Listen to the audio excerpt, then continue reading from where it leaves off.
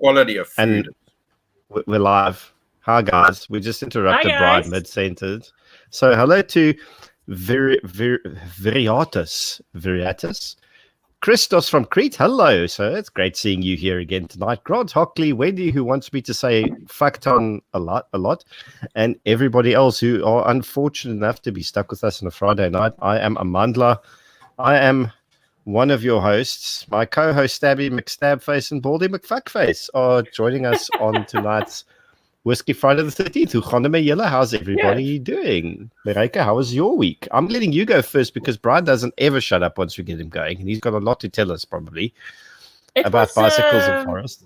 Normal week. We had some rain, we had some humidity, we had some flooding. The small low water bridge has flooded and is out of commission. So that's unfortunate. Yeah, it's been a rather normal week. So that's what happens in a normal week is the bridge floods.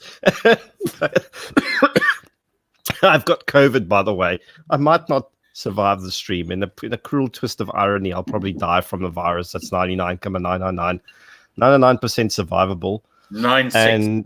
9-6, sorry. And I'm just going to say David Icke. And my COVID denialism combined with mentioning the unholy name of the conspiracy theorist King God will probably get this channel pulled now. So whatever. No, you didn't say Hunter Biden, so we're fine. It's not a conspiracy theory if it's true. Exactly. So why is Delmas blowing up? Someone said there's a big explosion in Delmas.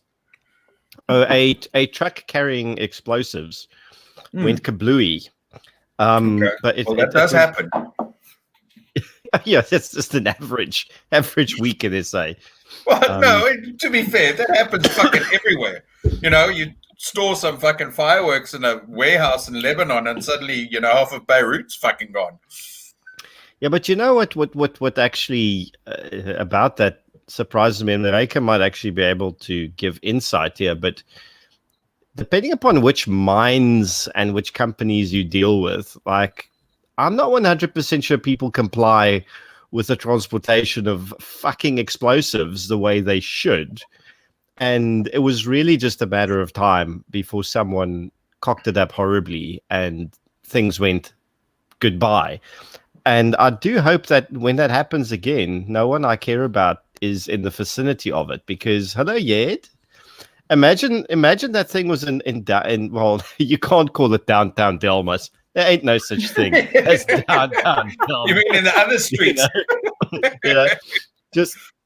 Just in Wifstraat Delmas more than anything else. Because Delmas is like Wifstraat and the other one. Yes, because if it had to explode in Wifstraat Delmas, it would take out like 10 cell phone repair shops, one fucking filling station, a bakery, 9 liquor stores, and 15. It's 15. I've counted them. Okay, that many. So, I mean, it could do some irreparable economic damage to Delmas that it may never recover from, ever. Mm-hmm. By the way, I don't know when... Over there, and up there. Mpumalanga is the future of South Africa under the ANC. If you want to know what it would look like eventually if they get everything they want, just go to Mpumalanga and take a nice look at it. And especially, that part of the Highveld, Delmas, Secunda, Trichardt, Evander, Kriel, and you'll get a nice idea of it. Is there actually one place that you would elect to go? I mean, say, hey, you know what? Let's go somewhere nice for a weekend. Let's go to Witbank. No. No, I don't think anyone is. I'm not going there for the fucking weekend.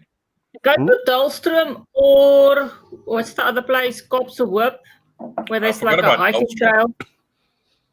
Mpumalanga isn't all bad. It's got some nice places. And the roads are shit, but the scenery is fine. Yeah, the roads are undrivable. And Beth says it was lucky the driver saw that the truck was on fire and stopped other motorists. Okay, so that's a good thing. Graham's already... for it. I want to say on the topic of explosives, if it's mine explosives that get used in like ATM bombings and truck bombings and whatever, it's 9 out of 10 times an inside job. That makes Explosives sense. get smuggled out from underground one way or the other, or they never make it underground. They get taken off the mine. There's ways and ways. So yeah, the mine's got a lot of on-mine security when it comes to explosives. The procedures are actually quite strict, you know. So if a mine loses its explosives, it's either an inside job and everybody was paid off, or security is really, really crap. Yeah, In which that case makes they can sense. lose their mining license. So Stevie asked, doesn't the mining explosives need a proper detonator to set it off?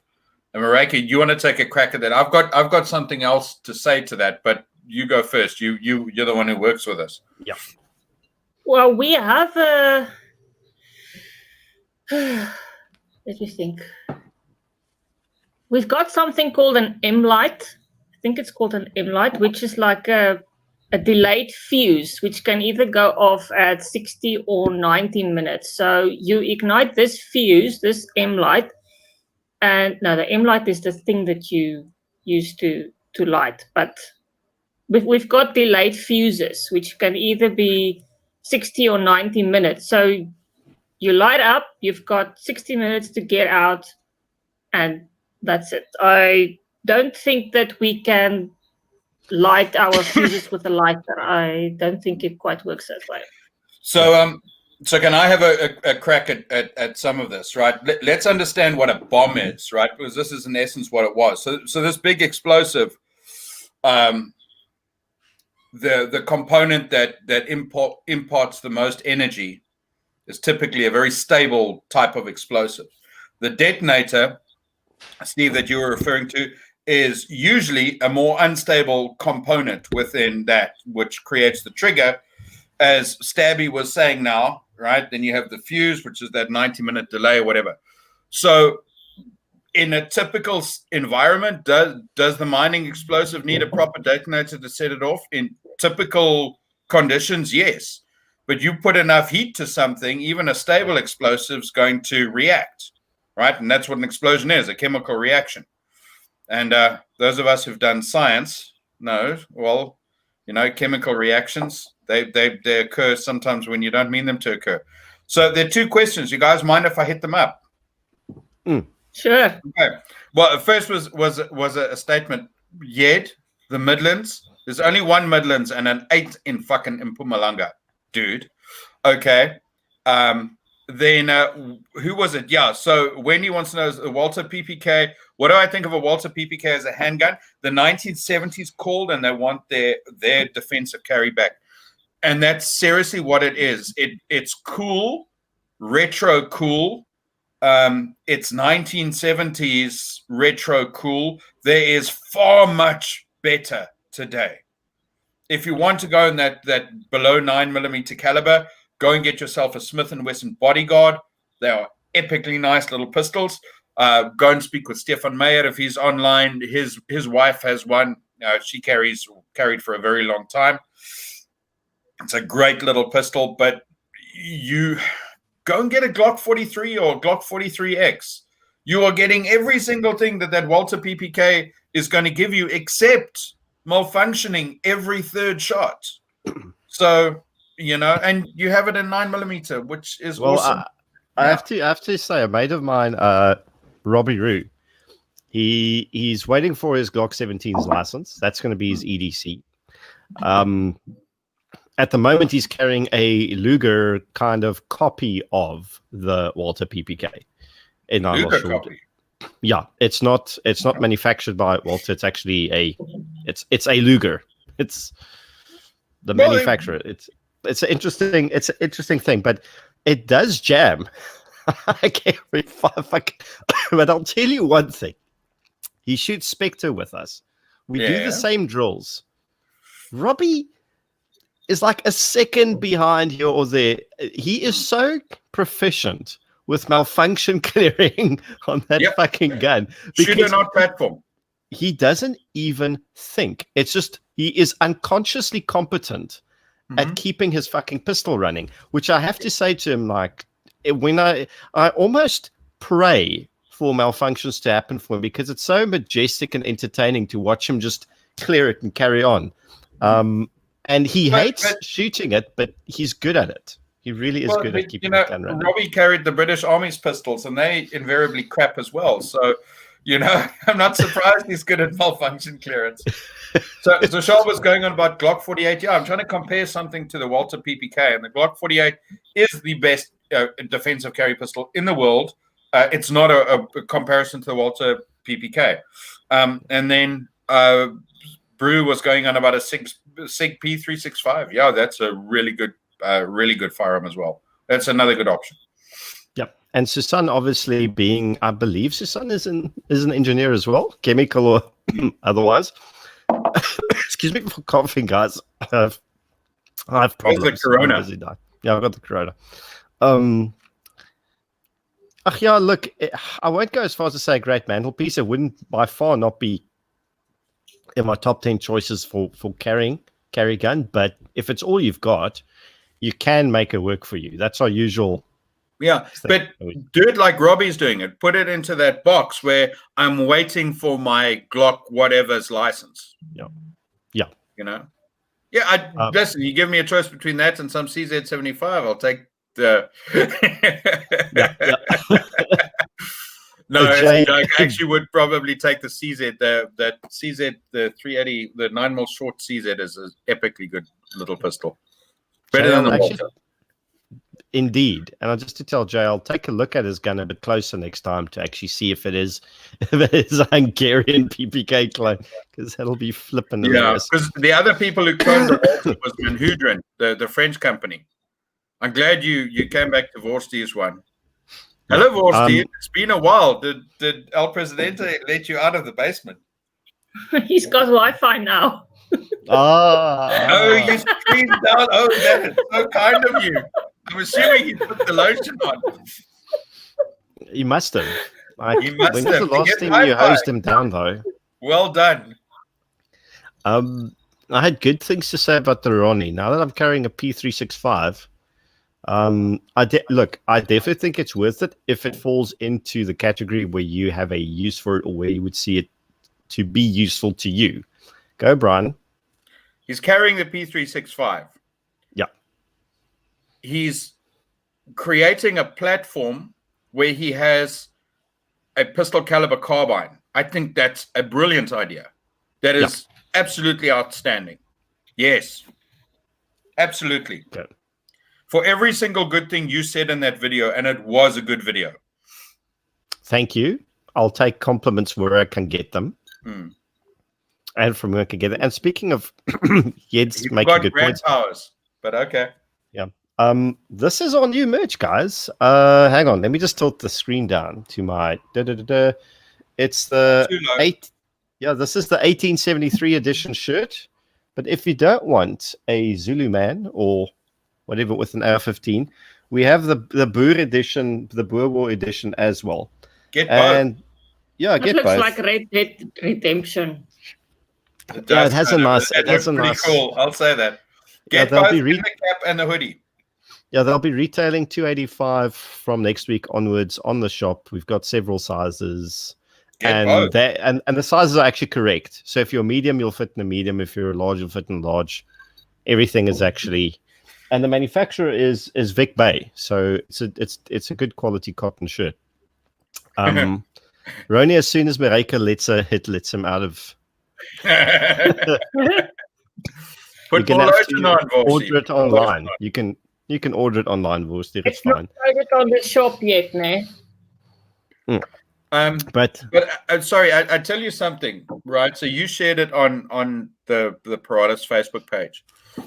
If you guys want a really good solution for I'm going running, I'm going to the gym, I want to carry those 511 carry little carry packs, the fanny packs, right? They are excellent. They are outstanding. I mean, I carried mine. You carry yours often, right? Yeah, I carry mine often. I love embarrassing other people because they keep thinking I'm trying to bring the 80s back. And like, well, what if you got, what if they got in there? I'm like, it's for me to know and you to find out. Okay, you're a little bit smaller than me, right? So especially when I was wearing my shirt loose, it would hang over the fanny pack, and no one would even see it was there.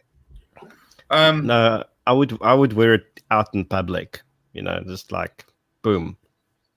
Yeah, but it's really a fucking outstanding option. And that's one thing I'll say is, as good as your videos are, something Eric Shelton from the old Handgun podcast, which no longer exists, he did the best review of that. I think I shared saw that it on the Paratus Facebook as well. Yeah. So I think we had 5 in stock. We've sold 2 so far, and they haven't even been loaded on the website yet. It's big enough that you can even fit a shit pistol like a CZ75 into it. Stabby McStabface is going to stab. No, she's upgraded from the 75. She's got the shadow. To the left. She's got the shadow. That's like a CZ75 with mags and a chip. Jealousy makes you nasty. But there was something cool I discovered today, by the way. It's completely off topic, away from guns. So Bacardi rum has got a really cool story behind it, right? So Bacardi was founded in Cuba in like the 1880s, I think, or 1860s. I can't remember. But when the Cuban Revolution happened, they had all their property basically confiscated without compensation. But they had enough foresight by this time to have a whole bunch of their operation, or a large segment of their operation, in other countries around the world already. So they were quite offshore. So when the Marxists took their shit, they kind of just carried on. Now they are still, as of the 1970s, involved in a series of lawsuits against the Cuban government to prevent them from registering trademarks under the properties that they have seized to sell and export those goods under their name. The big one was Havana Club rum. So Havana Club rum is owned by the Cuban government. It's a Cuban government fucking product. But Bacardi actually brought, I don't know if they bought the rights or they registered the patent in the US. So the real Havana Club rum is their like democratic product. So if you want to fight communism, buy Bacardi rum, because they are actually suing the fucking communists. And well, if you're drinking whiskey, that might not be your thing. But I only found, I was today years old when I figured out that Bacardi is like an anti-communist product. Yes, Brian, I can see That sounds fantastic. We should all be drinking rum from now on. I think the next one we do Rum Friday. Okay. Anti-communist Rum Friday. I'll go Bacardi. This is a very good whiskey, but this is a very get fucking shit-faced whiskey quickly. Yeah. We have more questions. Oh, yeah, okay, we do. Oh, geez, yeah. So can I quickly answer Zaire? Fanny pack is a good option. Funny, though, was never worn on the fanny. Yes, but that's because the Americans think that the front butt is at the back butt. And they call the back butt what we would call the front butt. Right? Yeah. So there we go. It's an American meant to be problem. A bum bag. It's a bit like that Glock striker control device that neither you nor I like. And that for some bizarre reason... And people get touched on their studio. Oh, Stormy Dionels. Stormy. But there's been some more. So someone asked, is a Sega the same Kalashnikov the same as an AK-47? So Sega is just the factory where it's made. It's a civilian factory. It's AK-47 is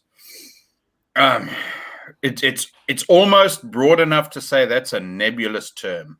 Yeah. Right? Because you got it with Kalashnikov rifle. AK-47 is that. And then DM4 versus Scorpion rifle. I'd love to have a crack at this one, but I can see the CZ fan in the middle just revving herself up. Oh, yeah, but the Scorpion is awesome. The Scorpion Evo is just. Get a Scorpion. It's my favorite CZ product. Yeah, I think. that's second ever. favorite. Second favorite.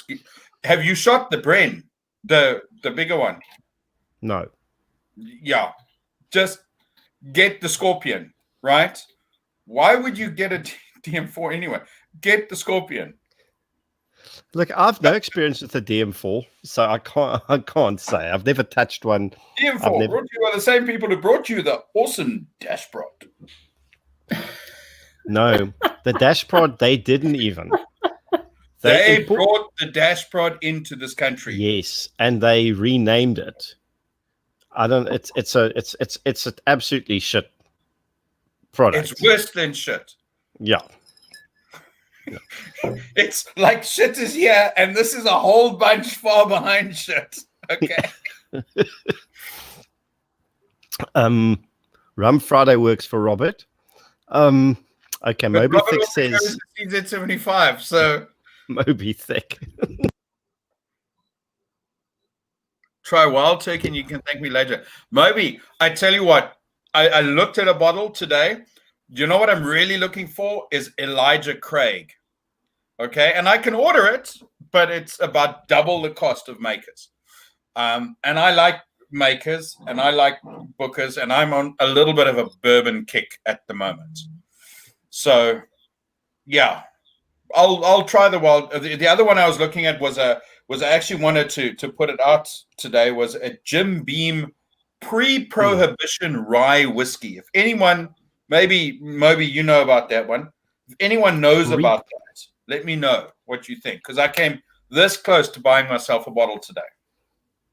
For how much? Oh, it's not expensive. It's about 19 or 20 pounds. So like 400 odd rand. Yeah. What makes it okay? What makes it pre-prohibition? I don't know. That's why I took the photo. Is it pre-COVID prohibition or the big prohibition? Well, when I sent you guys the photograph, I thought you'd pick up on that, but you didn't answer my WhatsApp, so it kind of slipped off that. But no, I was also hoping you'd know what it was. America was busy. I actually still work for a living, you know. I'm not glued to my phone 24/7. Unlike us. You had just sent You're not even glued to your phone.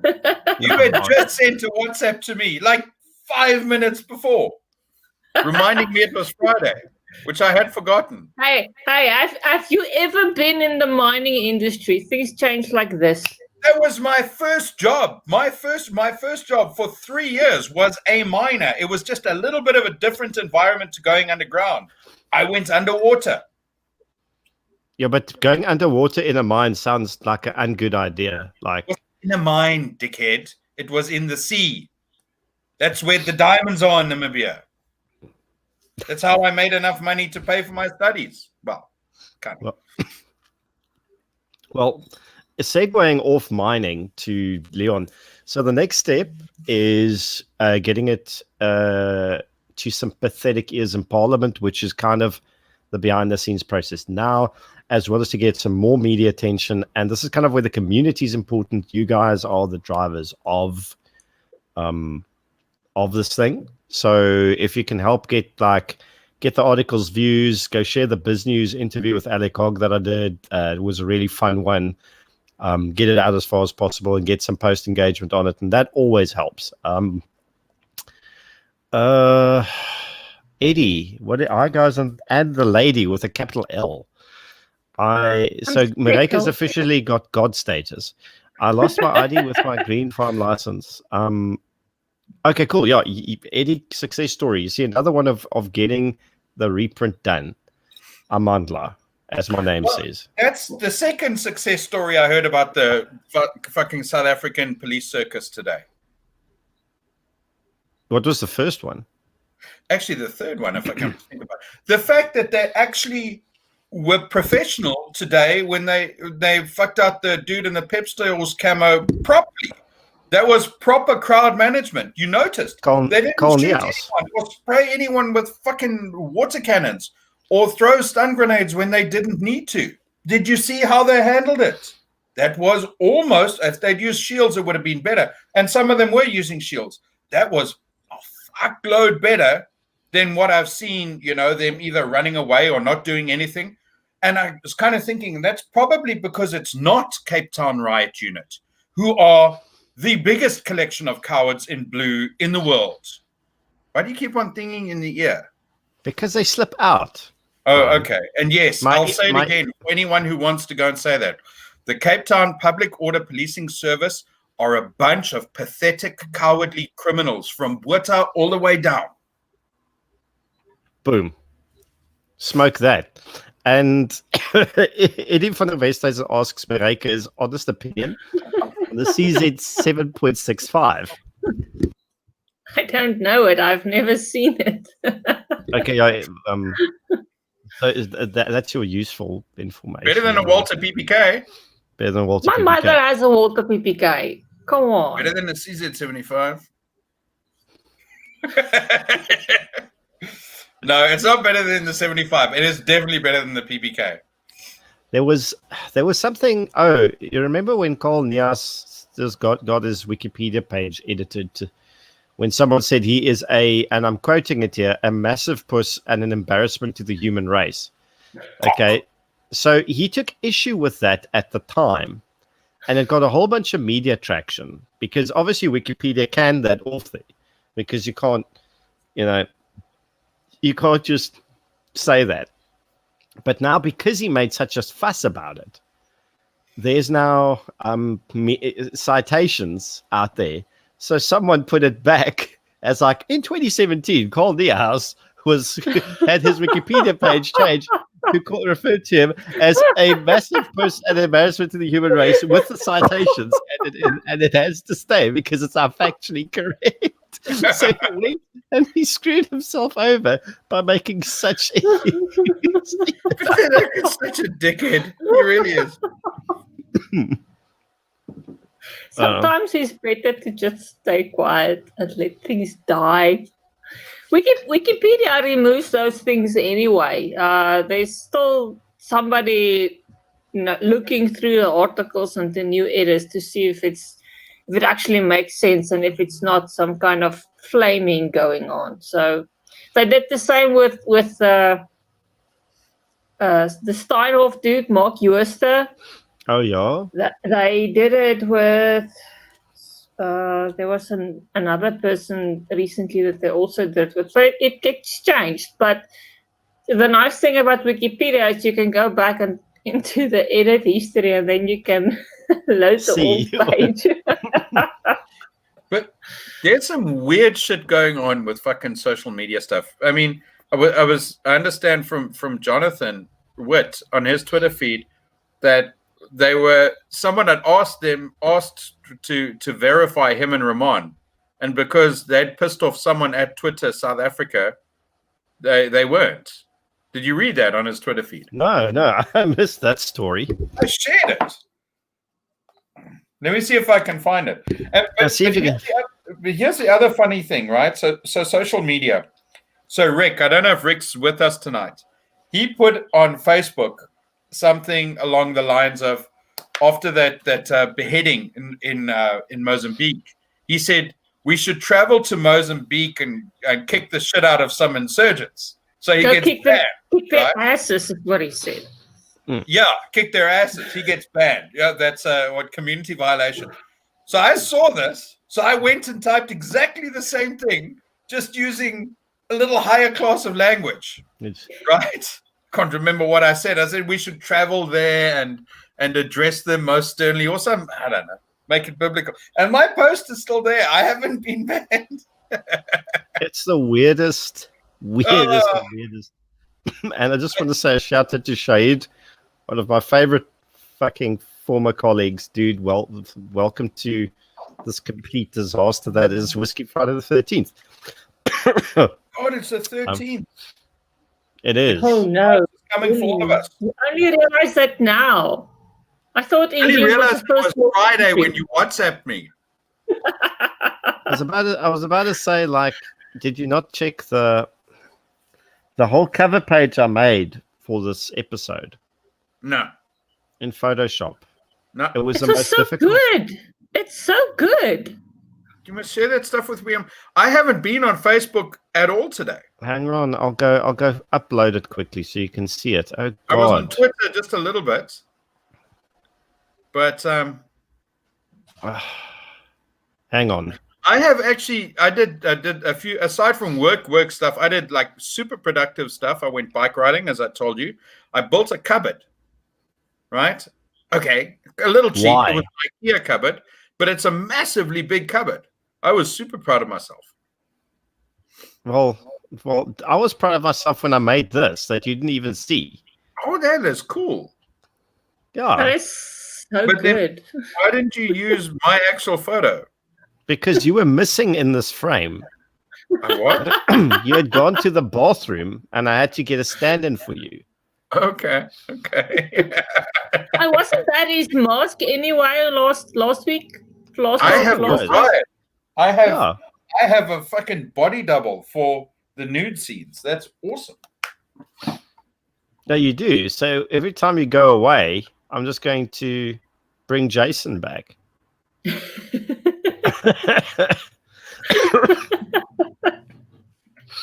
I like Jason. Which one? That one. Oh, that one. The one with the knife. Yeah, so geez, like I was going to there was so much I wanted to talk about because it's been such a shit week. And actually, Can I ask you a question? Because to be honest, I've given a few taskings, but I've not even followed what's probably the biggest news story in the world. Has Joe Biden now actually legitimately won? No, no. Not yet. it's been contested. No. This shit is still going to carry on forever. Okay. Um, You know, there's one downside to this. If those fuckers don't certify one of those two, guess who's the US president in January? The speaker. Isn't it the speaker? Yes. Who's the Oh, speaker? Nancy. Nancy. Oh Nancy. dear. Nancy. yeah, but you know what the interesting thing is? If Nancy goes to you the White House.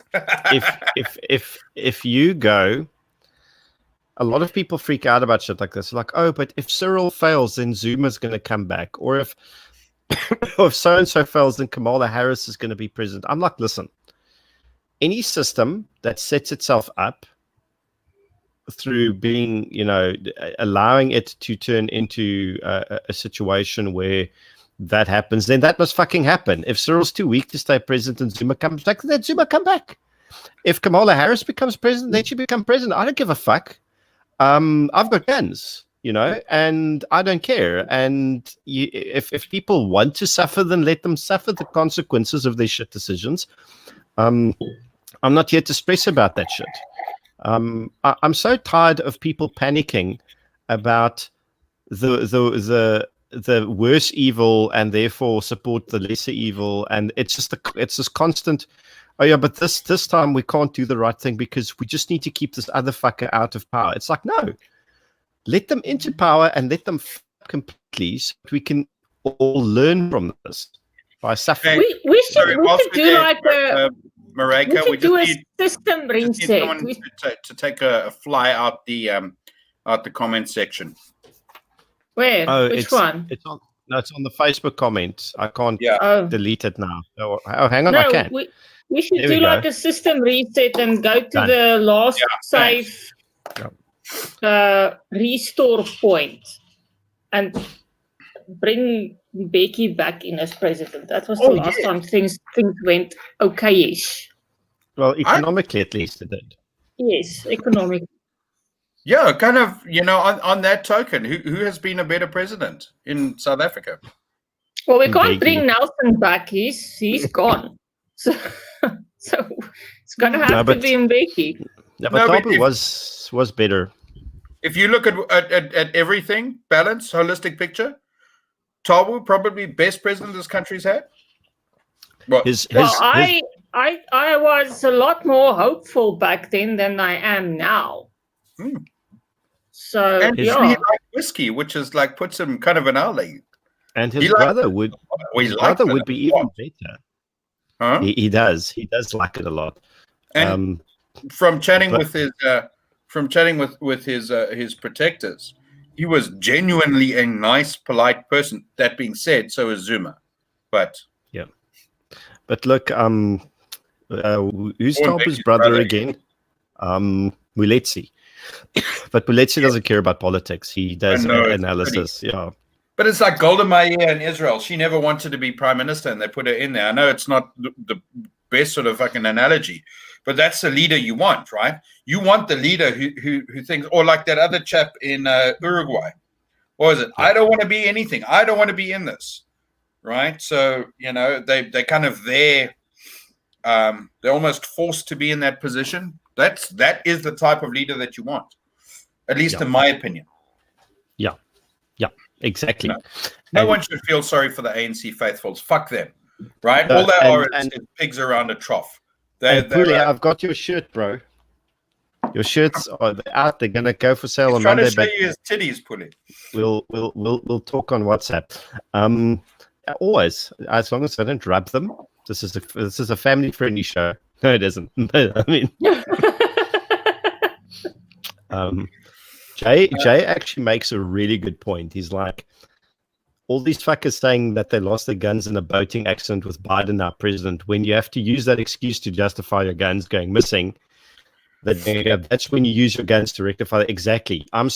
Jay, you are my spirit animal tonight, sir, because I'm so tired of reading stories about people going, oh, I'll bury my guns or they'll lose a boating accident. It's like, why? Yeah, when it's time to bury them, it's time to dig them the fuck up. Yeah, exactly. Like that is a line in the sand. And if people don't understand where the line in the sand is, then what's the point of having a gun? You're just a big talking idiot who wouldn't actually, Which is a legit don't question. give up your guns. It's as simple as that. Yeah, never give up your guns.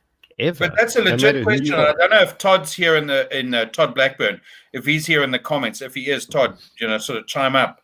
But there's 70 some odd plus million Americans who are vehemently anti-Biden, and a whole bunch of them are feeling really fucking disenfranchised right now. What happens next? What happens when they lose their shit? Yeah. Will it happen? I don't know. Right? I don't want to be Alex Jones on this because, I don't have his suit. That'd be Alex Jones. Just don't breathe so heavily. Alex Jones. What happens when if they legitimately feel that they've been disenfranchised, that there was massive voter fraud? It's not like when in South Africa, every single time there's election, almost every single time there's very, very credible claims and instances of ballot boxes being found and voter fraud, etc. Okay, and the disparity in numbers is usually too small for that actually even to be a thing. Okay, so who cares if a couple of million DA supporters are pissed off about this thing? What are they going to do against the ANC? Now I know that the ANC doesn't really speak for the majority of South Africans. I get that. Okay, I'm not trying to apply that, but ultimately the way they look at it, they being the ANC, is who the fuck cares what they think? Their minority is too small. This is not that case, right? No. Yeah, you're talking about damn fucking close to 50% of the popular vote. Okay, what happens? And will it happen? Will they get pissed off enough to do something about it? Personally, no, I don't think they will. Right? Personally, I think there'll be a shitload of fucking talking, and there'll be an added membership to the Michigan militia and that, or those type of organizations. But I don't think anything credible will happen. But I might be wrong. I don't know. Someone who knows America better could probably speak to that. Well, I'm gonna, Mareike, please say something because I wanted to go off and also something.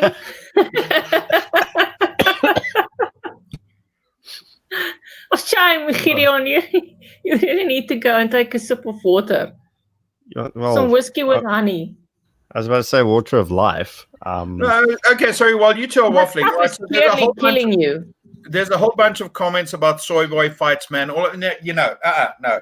This is not about a dick measuring contest, right? Forget about that shit. Oh, they all have guns. And guess what? The Democrats, the left, they all have guns. And there are plenty of very pro-gun people in that camp as well. Okay? They want themselves to have guns. They just don't want you to fucking have guns. That's the Democrat liberal way of gun control. Okay? They're not anti-gun. They're anti you having a gun. You who does not agree with it. I actually have a story about this that happened today. And a gentleman came in, middle-aged black gent. He works in the security industry. And he basically came in to the shop and saying, I want to buy a gun. I'm like, okay, let's first have a Q&A session to find out where in the process you are. And he already had his competency. So I figured out what his budget was, and we found something for him that would work for him, that he can afford. And he ended up buying the gun. But I mean, we're talking about a good chunk of not just his monthly salary, but probably his annual income here. Now we present him with the application form, and I go through it with him, and I'm like, okay, English is not his first language. His first language is it's either Xhosa or Sesotho. We were having conversations, but I couldn't quite determine which side of the river at Ellerville North he's native from, because we're having that deep conversation. But it doesn't matter. English is not his first language, and he looked at this thing, and he's like, okay, it's a bit intimidating. So I'm like, okay, I can either help you over the internet, or you can come in face to face next week, and I can help you with the motivation, all this sort of cucks. He's like, I prefer to come in next week to sit with me to go through this. I'm like, okay, we'll go through this process with this guy, because firstly, he dropped a not small amount of money on a gun, and he's taking this very fucking seriously. He understands exactly why he needs it, and it made me angry at the system from the very beginning, because here's a guy who really does deserve to own a gun. Okay, he's going through all the right motions, but the system is fucking him because it's not in his mother tongue. It doesn't allow him to exercise this process in a language that he's familiar with, and it's not explained to him properly, and nobody really cares about him. He came to the right gun shop because we actually give a fuck about our clients. So it's no issue for me to help this guy. But imagine he went to some retailer that's a franchisee, and they just wanted his money, and they couldn't give a fuck if he gets his license or not. And I think there's a lot of people out there that's sitting with that, and it's because this entire system is engineered. We can get straight back to the racist origins of gun control.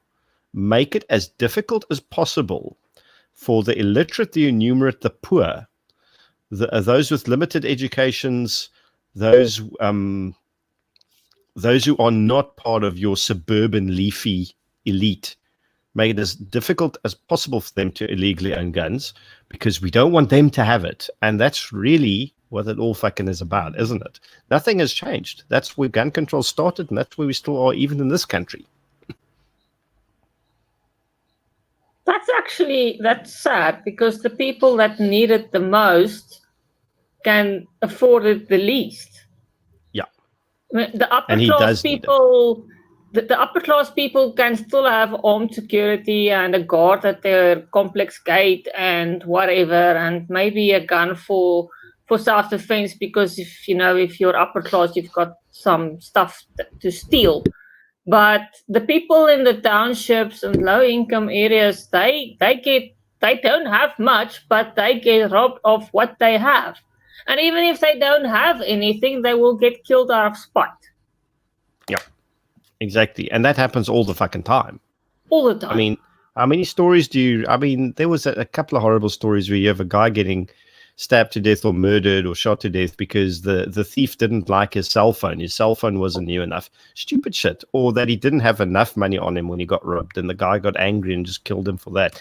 That's like your regular township story. That's life and murder in the Republic of South Africa. And You know, I can be definitive about it, right? So when I was policing, 90% more, 95% of crime, and that includes robberies, thefts, and that sort of stuff, comes from lower income areas. Okay, even though there's more shit in the leafy suburbs, there's more crime where the leaves are not raked. that's it. So it was today just for me a very in-person demonstration about how fucked up the entire system is. Again, and this is what the the Democrats in America want. But I mean, that's ultimately right. The most profound expression of freedom is when someone who says, you know what, I want to take responsibility because I don't want to rely on the powers that be. I want to free myself from. Thank you to Sean, just while you're busy, for the super sticker. Really appreciate it. Sean. Thank you. Right, but that is the most profoundly important component of having a firearm, is having that whole representation of, I don't need to rely on some bunch of corrupt motherfuckers who are fucking sitting there despite the fact that they don't belong to be there. That would be the people who manage the South African police service. And then the worst cunts is the ones who fucking actually act as political appointees above them, right? So yes, that is hugely important. That interaction, that element, that is where you say, I'm sorry, I've gone from selling a gun in a retail environment to helping someone empower themselves, really empower themselves, not fucking political bullshit. Yeah, empowerment. Yeah, real empowerment. No, this guy is a real deal. Like, he's taking it seriously. And Pule actually asks the question, how do you change this? So we're forced to start small with license the person, but legit question. Otherwise, how do we change this? Sorry, legit question. What is the biggest cost component of buying an effective, good firearm? So why is a Glock $300 in the US and 10,000 Rand in South Africa? Why? What is the biggest cost component of that? It's all the peripheral costs attached. So it's taxes, it's transportation. Yeah. And actually, right, peripheral costs. Buy yourself a Glock 19. It might be 10,000 Rand sticker price or 6,000, whatever it is. Okay, let's call it 8,000 Rand sticker price. It's probably 12,000 Rand by the time you've gone through all your training bullshit and paid for everything that goes into the license application, the safe, and all of that. Safes are expensive. You get some safes that are freaking more expensive than the pistol you want to put in them. Listen, I'm trying to be, what is an entry level something, right? For a person to be able to defend themselves, to have the power not to rely on the biggest group of criminals in the fucking town to come and, rob him some more after he's been robbed. Okay, that would be the police, in case anyone wasn't following and is not clear on where I'm going with that. Okay, how does one create the factor where someone's not dependent on those gangsters? Yep. And look, it's essentially, if we had a grassroots level awakening where a lot of South Africans, not all of them, just a significant enough number, a significant enough number to reach critical mass, awakens to the fact that they want to be their own first responder. They understand the importance of firearms as tools in that philosophy and in that lifestyle mindset. And they start putting very, very visceral pressure, social, economic, political, whatever, on those who sit in parliament and say, we want this shit changed. That's how anything gets changed in this country, is through pressure, not through negotiation. This is something that the firearm owning community and the gun rights organizations had to learn the hard way, and a great many of them have still, to this day, not figured it out. They are still talking about negotiating with government and the police. You cannot negotiate shit with terrorists. Effectively, okay? Or tyrants. You need to apply pressure. It's always about pressure. There are various ways to apply pressure. Whenever I have discussions with certain people in the gun rights game, when you talk about pressure, they freak out because they are old and decrepit, and their mind doesn't understand broader thinking outside of their limited fucking cognitive ability, where they think pressure means we need to threaten violence. It's like, no, you fucking idiots. Pressure takes many forms, and some forms are more effective than others depending upon the context. But the issue is the recipe for successful pressure application is you need numbers behind you, and numbers matter, people matter, and that's where we need to go with this, is move the gun rights issue out of the suburbs and into the townships by just having conversations with people, for fuck's sakes. That's how you start. And as Pooh says, 12,000 is what you could spend overall to be armed, and that's kind of where we're sitting today. For people earning 7,000 rand a month, that's 12K is a huge chunk of their annual income.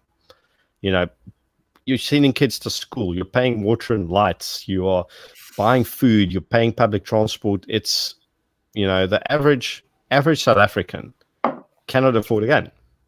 They just well, cannot. I mean, things would go a lot better if we can actually improve the economic situation in townships so that people don't need to rob one another. Yeah. No, you see, here's the thing, right? Okay, sorry, I say no quickly. Right, that is a very valid point. That is a very valid point. We can't improve the economic environment. It's crap because of government regulations. Yes. Government is keeping the people poor, and government also keeping the people defenses. Where I was going with, you know, what constitutes the cost drivers in buying a firearm. I mean, you know, thumbsuck percentage. I'd say about 80% of that 12,000 rand are government fucking fees, be they taxes, be they some bullshit requirement to go to some fucking monopoly bound booty fucking training organization, PFTC, or whatever it is. Okay. That's where the money goes. It's a fucking institutionalized corruption that drives the cost. It's like petrol. It's like buying a fucking car. Okay, and that's you know, if you had a real legitimate government who said, oh, you know what, we care about people being able to be resilient in crime, they would fucking say, guess what, a firearm, legitimate defensive tool, no tax. That's it. Tax is gone. No import duty, no tax, done.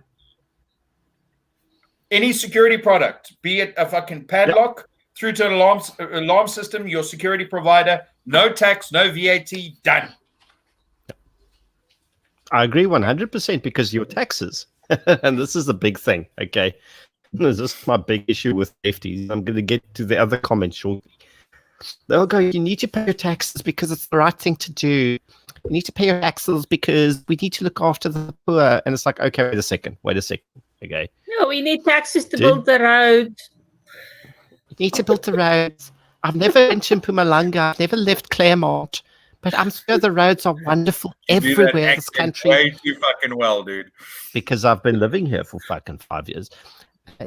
Because, you know, the roads need to be maintained. And you know, it's the subliminal racism from the upper classes is fucking heavy, because they would unironically say something to you with a straight face, like, yo, we have to look after the darkies there. And it's like, are you fucking You're doing that serious? so well. I'm looking for you at the end of Cyril's dick.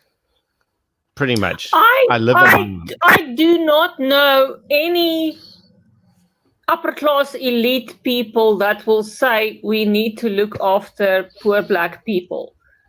In my community, the people that look after poor black people are the poor white people. Yeah. And the elite white people, the upper class, they just don't care. No, but, no, you know, they won't do anything, but they'll talk about it. Racial descriptor for upper class.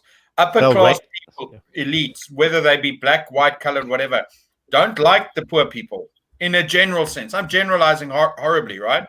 There are some good. There are good people in the upper class elite. They are, but right. I'm generalizing now because it's fun. So. Well, the the upper class got cut in half. So, so they are now like middle class. Listen, about the only community of people, people with a common identifier that take charity seriously, and even then, it's by the vast majority from the middle class and the poorer class of that collective are the Islamic people, where they have the charity institutionalized in their religion, and they really do. They really make an effort to take care of the poor, at least certainly the Muslim people that I know. Yeah, okay, you see it in the Cape. Yes, you definitely see it in the Cape, right? I mean, if you want to talk about people with an inherent sense of duties, it would be the Muslims in the Cape. Okay, they look after everyone. They don't care if you're Muslim or not, but they'll look after you. You get where I'm going. You don't find that. I have a bit of a funny story to tell quickly about that, because just as an illustration, because it was hilarious, and I'll get back to the comments. But ultimately, what I wanted to, but before I tell the funny story, so getting back to the upper class idiots and paying taxes, there was a graph out about how many thousands of pit toilets there are at schools around the country and in townships, and how that's never been fucking addressed. Okay, so you're paying taxes. Your taxes aren't being spent on projects like that. It's all being plowed into SAA. Okay, so firstly, if you pay taxes in SA, you're actually funding organized crime and international terrorism. That's really what you're doing. So take that, Carol from Constantia. Go fuck yourself. Secondly, is so the story. Not Carol.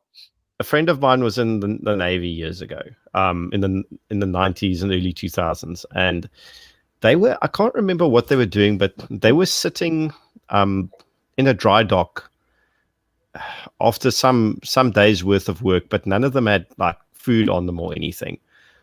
And this Muslim lady basically came to them with this basket full of food, and she just gave it to them. And he's like, he's really like, they're all really appreciative, like, but you know, why he's just curious why she just rocked up here with food for them. And she goes, nee, dis verskriklik om te sien hoe wit mense so sit en honger kry. I just thought it was fucking beautiful. It was just you don't do that accent. Stick with your Karen from Constantia accent. I know. But that was just such class. I mean, that was such class. And that's been my experience with that community as well, is they do look after everybody. Without a doubt. Yeah. Without a doubt. The Muslim community in Cape Town in general, the Cape, you know, the Cape community. It's awesome. But to get back to Pule, since Big Daddy is overwhelmed at moving himself down to Cape Town at the moment, is he actually had already sorry, can you hear me now? I presume you can hear me now. Okay, well, and you're breaking up. All right, let's try this again. Is it better now? I'm just going to talk and we'll see what happens. No, go on. Okay, sorry, I'll shut up. We'll get the gist of it. So essentially, since I've already committed to doing this, Pule, I think let's talk next week, and let's see how we can start getting these conversations going, because I'm keen to start having these chats with people. And let me just move this camera. Why is Pule not on this live stream? You know, when we suddenly decide to fucking, off the cuff of our fucking undiscussed stream, get serious about shit, why is he not here? Actually, let's pull him in on next week's one, Rum Friday. Yes. If you're keen, brother, that's your official invite. I know Pule quite well. He's an absolute fucking legend, might I add. But so let's have the discussion. I need a refill. Does Marika want the floor to talk sense for a change? Because we've been talking sense. Yeah, but we're talking over all the time. I actually feel fucking terrible. She's just here keeping the peace between us. Well, there's nothing wrong with keeping the peace. At least we're not having fisticuffs. I mean, we can't really take it outside at the moment, can we? No, I didn't bring my mask. I'm not allowed outside. The girl at the vet today told me I must put on my mask. 5 minutes later, it slipped off again. Why did you go to the vet today? To buy dog food. Okay, that's a good reason. I thought you had some animal emergency. That's dog food. That's the only reason I go to the vet. Okay, fair point. I'll be right back. By the Go way. get some fucking. Go and drink water. Do you think one day, Mareka, that he will ever actually learn just to put the bottle next to him? I don't know. Is it really that difficult? Are we such poor examples? What are you drinking anyway? Sorry, we've gone into this. Is that brandy? That's an old bottle of brandy, yeah. Okay.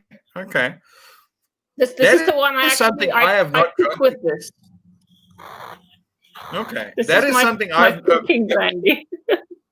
The only time I drank brandy recently was during the prohibition during lockdown, right? When I couldn't get anything else. But usually I don't like brandy at all. What's got you on the brandy kick tonight? I've got tab.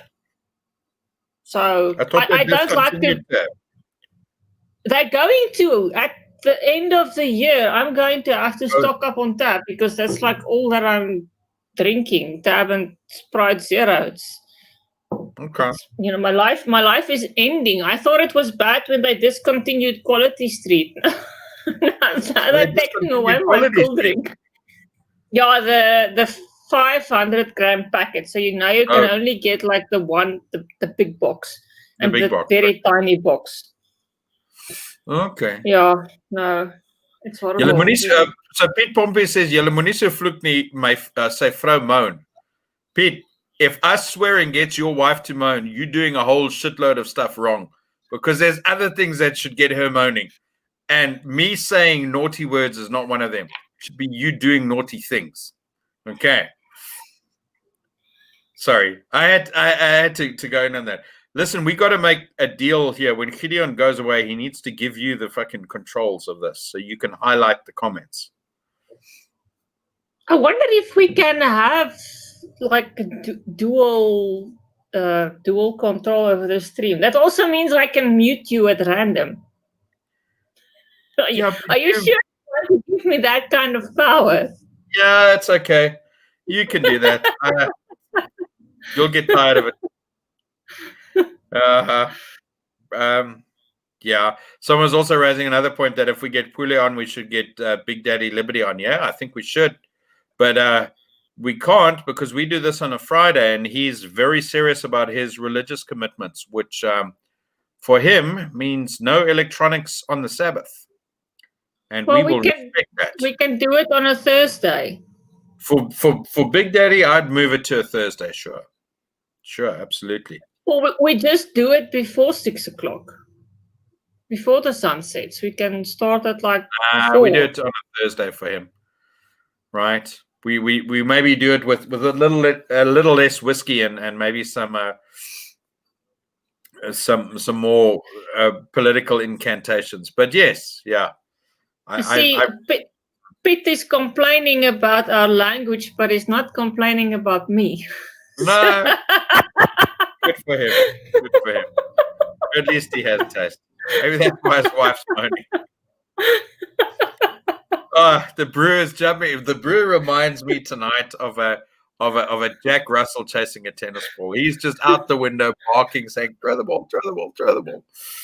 Oh my goodness, my Jack Russells wouldn't care anything about a tennis ball. Don't they like them? Nothing. They might like chase the ball and catch it and then just leave it or keep running with it or just not go after the ball. It's like, why are you throwing things? I'm not running after that. Do you think Gideon went and passed out in the bathroom? We should actually kind of get... he's back. Just when I was getting worried. We're about to send a rescue party. Oh, he's not on yet. Now I'm on. Okay. We were planning to get Sithle on the show, right? So we're happy to do a show on Thursday for him. Oh yes, because we can't do it on the Sabbath.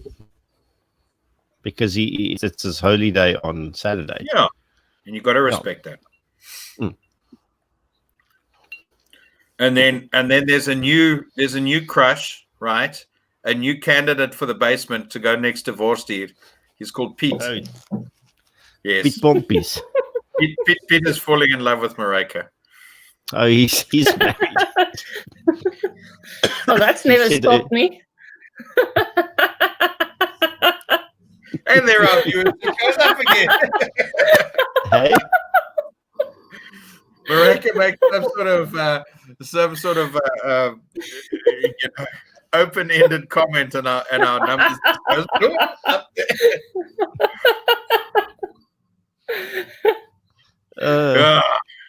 Nel, is Gideon okay? Nee. The short answer That's is because you no. were gone so long. He But never is. Anel, you've also got to realize there's okay and then there's okay, and you got to have a little bit of context for that question. Yeah. No, if we're gonna add context to everything, we'll be all night. Like we really will. Okay, so Brackenfell, I haven't been following that, right? Aside from, some parents bliksem some EFF ass wipes. What more happened? Yeah. What more happened? No, they bliksem them good to such an extent that I don't think the EFF have adequately regrouped. There was a bomb threat, although I don't know if that was a guy from the EFF or if that was a guy acting independently or what. They didn't find a bomb, by the way. It was just the guy that made a threat via email, which is dumb. And then they said, dumb. oh, and there was a guy that confessed on Twitter. I was the one that called in the bomb threat. I don't know if he's just looking for attention, but that will land him in a lot of trouble if the police, actually wanted to pursue the case. I don't think the police know how social media works. Well, definitely not if you look at whoever's running their Twitter account. No. That person who is a brigadier, by the way, is a flaming fucking idiot.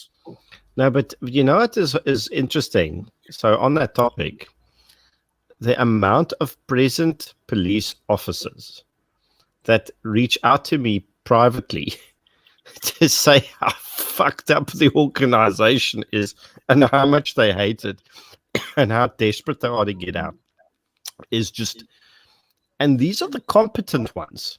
So what will happen eventually as they get opportunities to move on, and with slight spoiler alert, without giving anything away, if everything works out really properly in the next few weeks, by next year I might be in a position to give the competent, decent guys really good opportunities to move out of the police into the private sector for certain types of work. I'd happily poach as many of them as possible, pay them well, and look after them, and just see the level of incompetence in the SAPs just take over. That is my plot, is to meaningfully employ competent police officers in the private sector and just watch the mess implode in on itself. So here's an honest question. Do you actually think there will still be a South African police this time next year? Do you think they'll still be able to pay salaries or pensions this time next year? In the same sense that there's still a Mango and SA and SA Express. It'll exist in name. The functionality of it will be highly debatable, as it already is, as it presently stands. Well, Mango is flying. Fly South Air is flying, but that's a private thing. Mango's doing a fraction of its Kulula, schedule. Kulula is also flying. But Mango's the only one that's flying. Sax doesn't fly at all, and SAA doesn't fly at all. Airlink flies. Yeah, but they're privately owned. Oh, is it? But they had a partnership with SAA. Yeah, no, they were owned by a guy called Roger Foster, and he had a very, very lucrative little agreement with them.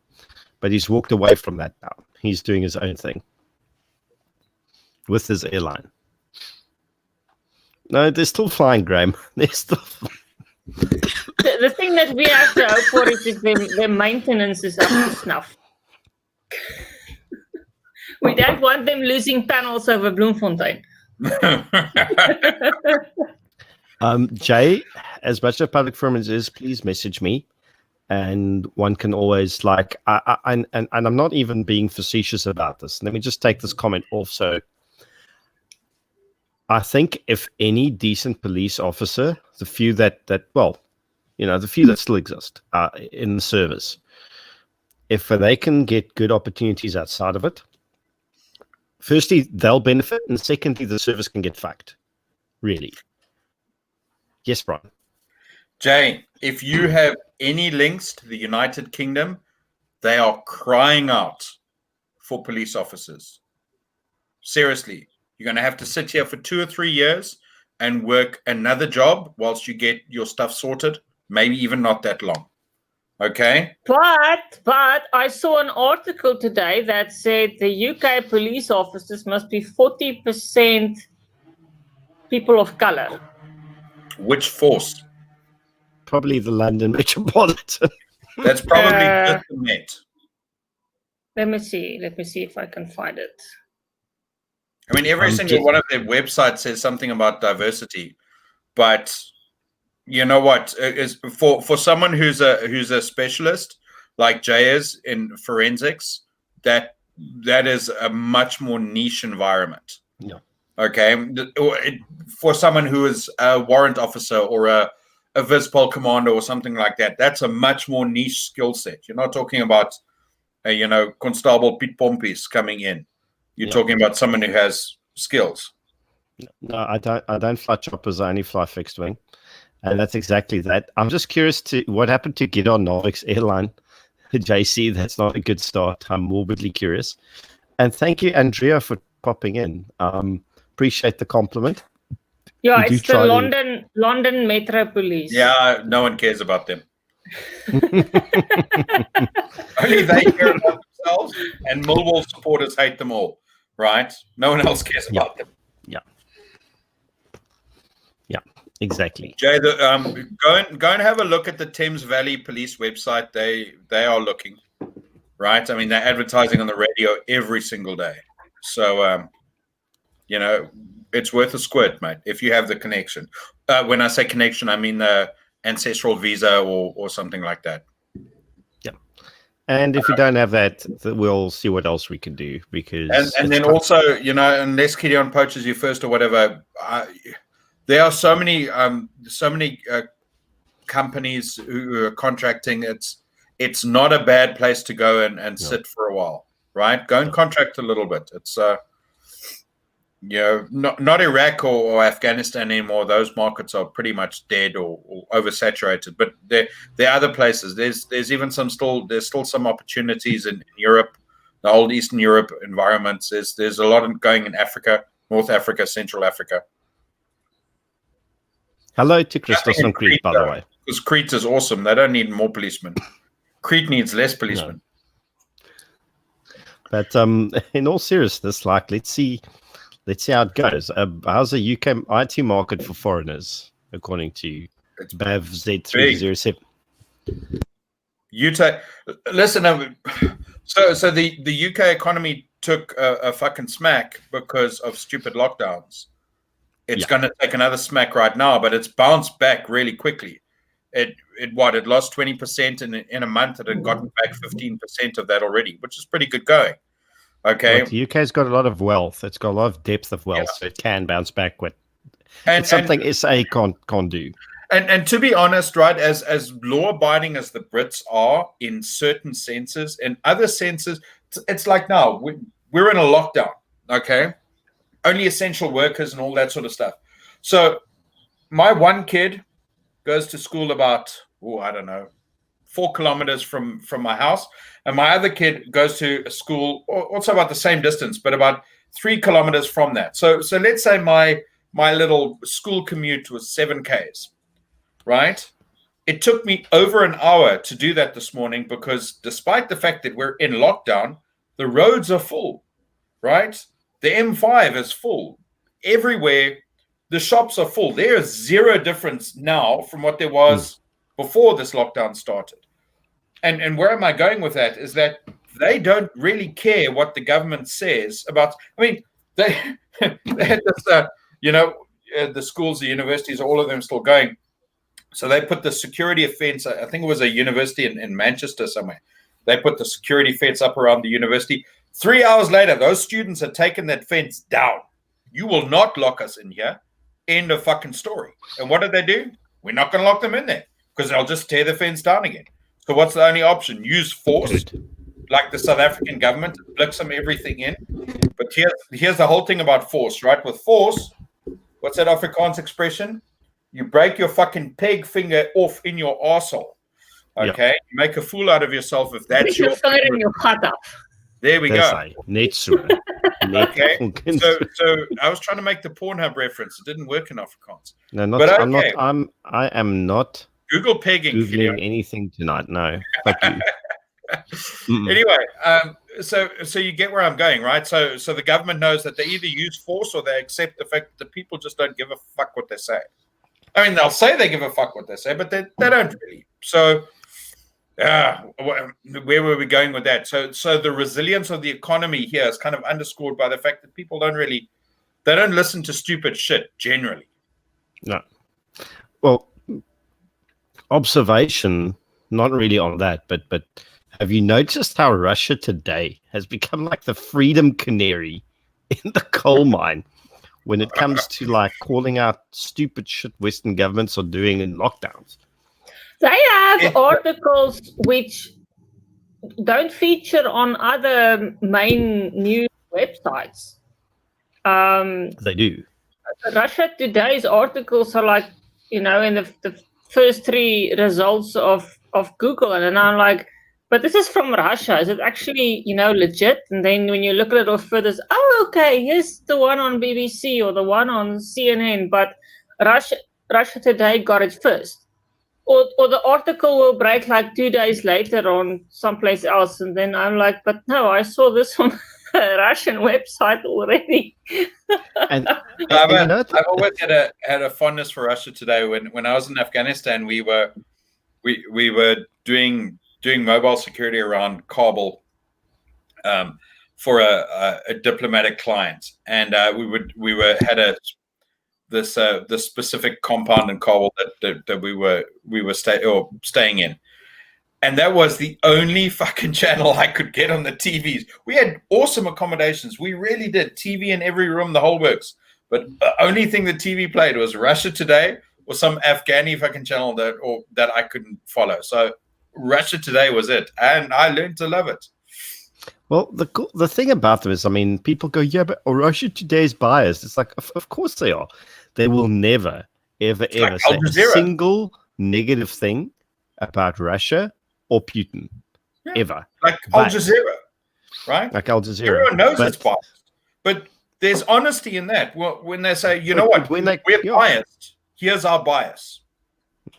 But when they call out the rest of the world's cuck, they fucking do it without fear or favor there. They will, they are not afraid to. I've got to go and offload. Out. Go offload. I'll be right back. You guys and your tiny bladders. I feel so sorry for you. It's just own net hierdie hele stream. It's van dan voor Gideon, dan voor Brian, but Marika is constant. I can fly from South Africa to Europe without using the airplane toilet. Yeah, I can't. I can't. I had this weird thing that I get vasovagal episodes in economy class. So what that means is it's a weird reflex where your blood pressure drops through the floor and you start wanting to pass out. So when we went to the mall last year, I was stuck between my dad and this other big fat guy. I was hot and I wasn't blood flow wasn't, and I was sleeping. I woke up and I started feeling super nauseous because that's usually my first indicator that this shit's happening. So I get up and I walk to the back galley to go use the, either go because if you go into the fetal position on your side, that fixes it because then the blood flow keeps going and there's no major. And I make it to the back, but I don't quite get there in time, and I kind of lose my balance, and I move over backwards, like on the floor, and I smack my head against the bulkhead with the move of a wham. And the Air France cabin crew freak the fuck out. They're like, "Sacre bleu, monsieur, are you okay?" Oh, and it's like this whole like medical emergency cuck. I'm like, "No, I'm fine. I've had this before. I just need a Coke, please." And I'm lying on my back on the floor, and they're bringing me a Coke. And that was, I don't know why we were talking about that. Oh, it's about the flying to Europe on one bladder, which you can do. And I don't think anybody else can do it. That's fuck. My dog can't even last the night on a bladder. I let him go wee at 10, and then he wakes me up at 5 to go wee again. But that's the time you should wake up. You should get up at 5 and start getting ready for work. I mean, I have Jack Russells and they can sleep for 12 hours. If I'm sleeping, they're sleeping, unless Nemo has a weird old man episode and he just needs to go out. No, he's been having an episode for the last 3 days. Mine's driven by food and pee. His need to pee, rather. Let me rephrase that. Are we still talking about bladder size? Pretty much. Yeah. Now, my bladder, ever since I had the malaria when I was in the Sudan, it's never recovered. So I have apple bladder. I had it very, very bad, Marika. In fact, there's a funny story that, well, I think it's funny. My wife, not so much. Is that the doctor actually, when I was like three days into it, where he phoned my wife up, or he took his phone, he phoned my wife in South Africa and told her, "Hey, say goodbye to your husband." I mean, I got better, obviously, because I'm here, but not so much my bladder. But anyway, one of those things. By the way, just to answer the Bruce question, Uncle Brian has killed a lot of people. That's the problem. I'm allowed to out you on the Uncle internet. Brian ever kill people for a living? You talk. He did. You talk. You almost got divorced because of it. Because you didn't tell your That's wife not a what you were question busy that doing. you ask people. You don't ask people have they killed people. And that's not something people volunteer. Only people who don't like Joe Rogan, bro. No, Marika actually needs to come braai with us, Brian. But I can't say with us anymore because you're not in Gordon's Bay anymore. You're now in the UK. So it's a whole fuck up. I don't know how I would arrange Well, sorry, Gideon. I tried, but you bailed. Chica must make Europe on a single bladder. Yeah, this is true. We're going to have to go to the UK. But that might be on the cards for the next year anyway. I should be going. Visit. Yeah. I hope to maybe do that early next year. And then we braai. We'll see. I have a nice braai. Can you braai? Okay, so just talk me through this. How does the United Kingdom braai work? How does the South African braai work? Okay, so you're not like the Australians where you're not allowed to have open fires and cuck like that. No. It's just, here's the thing, right? So they don't have like nice camel thorn wood or anything like that. So you just braai on charcoal. Because the wood would make the meat taste funny. That's a fair comment. Hello, Ronaldo. I'm quite honored that Ronaldo chooses our chat to hang out on this time. No, we don't see Ronaldo around that much. Hey? We don't see Ronaldo here that much. No, Ronaldo used to come around more regularly. But I mean, I have to admit, neither Roman nor Germ is in our comments. They just fucking abandoned us. We're not the pod bros anymore. Germ is packing. Hey? Is he packing? Germ is packing. He's packing. I should also be packing. But yeah, here I am with you guys. Yes, you're committed. Not like Jeremy. And Brian, how many years did you collect? Only the wax I take out of mine. Yeah, that's a good answer. Because I stream at the same time on my Friday eves. We should do a combined stream. But back to braaiing in the UK. You can get camel thorn wood and stuff like that here. It's just very expensive. I was about to say, you probably pay a cock. Yeah, you'd pay quite a bit. But for it, I mean, it's like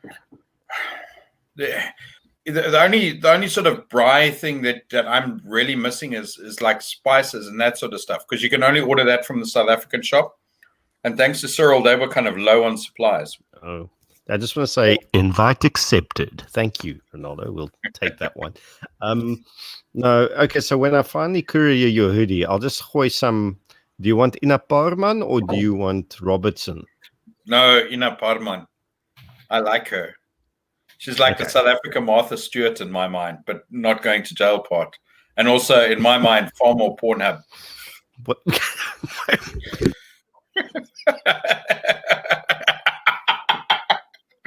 Can you imagine that fans only channel? Right, Ina's OnlyFans channel. Of all the leaps you could take with Ina Parman, you went there. How? Like, I'm trying to thread the needle. Is he trying to keep things spicy? There we go. Okay. Right. I'll. Yeah.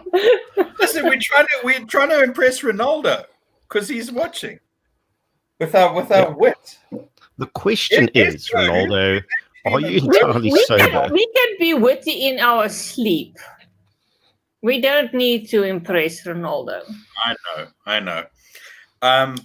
Right. So Joe also came on and he said, "Oh, he was going to invite all of us." Has anyone actually been on Joe's show? Gideon has. A while back, I've been there. No, I mean, since he invited us, which was 3-4 weeks ago. I can't even remember that anymore. I think I was very, very drunk at the time. Yeah. Joe is just put it on. Joe. Okay, Joe is in WhatsApp Joburg at the moment. Well, Oh, is he? I'm thinking he's also going to the braai. Is this the alt-right ATM braai? It's a alt-right braai. An alt-right braai. I'm going to see how my investments are growing.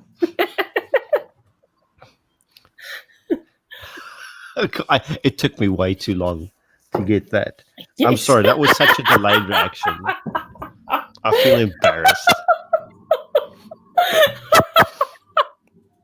How many seconds was there? It was like 3 seconds. It penetrated through eventually, and then the light went bing. I was like, "Oops, oops." I'm not even gonna apologize. Like, this is what you get what you pay for, people. And there's been no super chats, so you're getting the free monkey. This is the trial version. Okay, all the kinks aren't ironed out, and I haven't been patched recently, so lots of bugs. You also need to do a factory reset. I probably need to do a factory reset. Yes, factory reset for Gideon. I remember during the lockdown, Gideon was a whole lot more put together. I mean, he was like on the ball and things. He used to call me after every stream saying how good it was. And now it's just like, okay, bye, see you next week. He's blasé. He's taking us all for granted, people. I'm taking everyone for granted. No, I've just become a lot less professional. What's that saying? Creeping in familiarity breeds contempt. Oh yes, yeah. Okay, so I'm going to up the stakes a bit because I've been thinking about doing this for a while. Is to just give you guys the StreamYard login details, like the login and password, and then you can just use the account. But I trust Vereka with it. I'm worried about Brian. You really shouldn't. Well, what would I do? I don't know. What sort of live? Because you can basically set live streams up then anytime, I can just go all create the time. my own StreamYard account. Yeah, but you can't link it to the Paratus YouTube and Facebook. I have the Paratus YouTube and Facebook admin rights, so maybe I can. I don't know, but you can. This one would actually is linked, so it's a bit. I'm not worried about it. I'm not worried. No, but it means if something happens to me, at least the stream can go on. It's like that Celine Dion song from the Titanic that never fucking dies. Sing it. If you fucking sing it, I will email myself to fucking South Africa and shoot you in the head. Don't. I can't sing, so I won't. I'm not talking about you. can't. Because I can't even sing. I will kill the stream if I try to sing. I don't have a vocal range for it, so everyone's safe. Don't worry. Cool. Anyway. How did we get from Ina Parman to Pornhub to Celine Dion? I don't even know how we got to Ina Parman. And because Brian was moaning he didn't have spice in the braai spice in the UK, because they do all their lamb with mint sauce there, Moss. That's not how you guys do it. No. Like that Asterix and Obelix story, boiled boar with mint sauce. Their spice is very bland here, in a general sense. Except if it's the curry. British Empire conquered India, so what's your excuse for having bland spice? So it's either bland or curry. Right? But what about garam masala? No, listen. It's either bland or it's curry. There's no in between, and I was looking for that in between. Because you can't braai curry.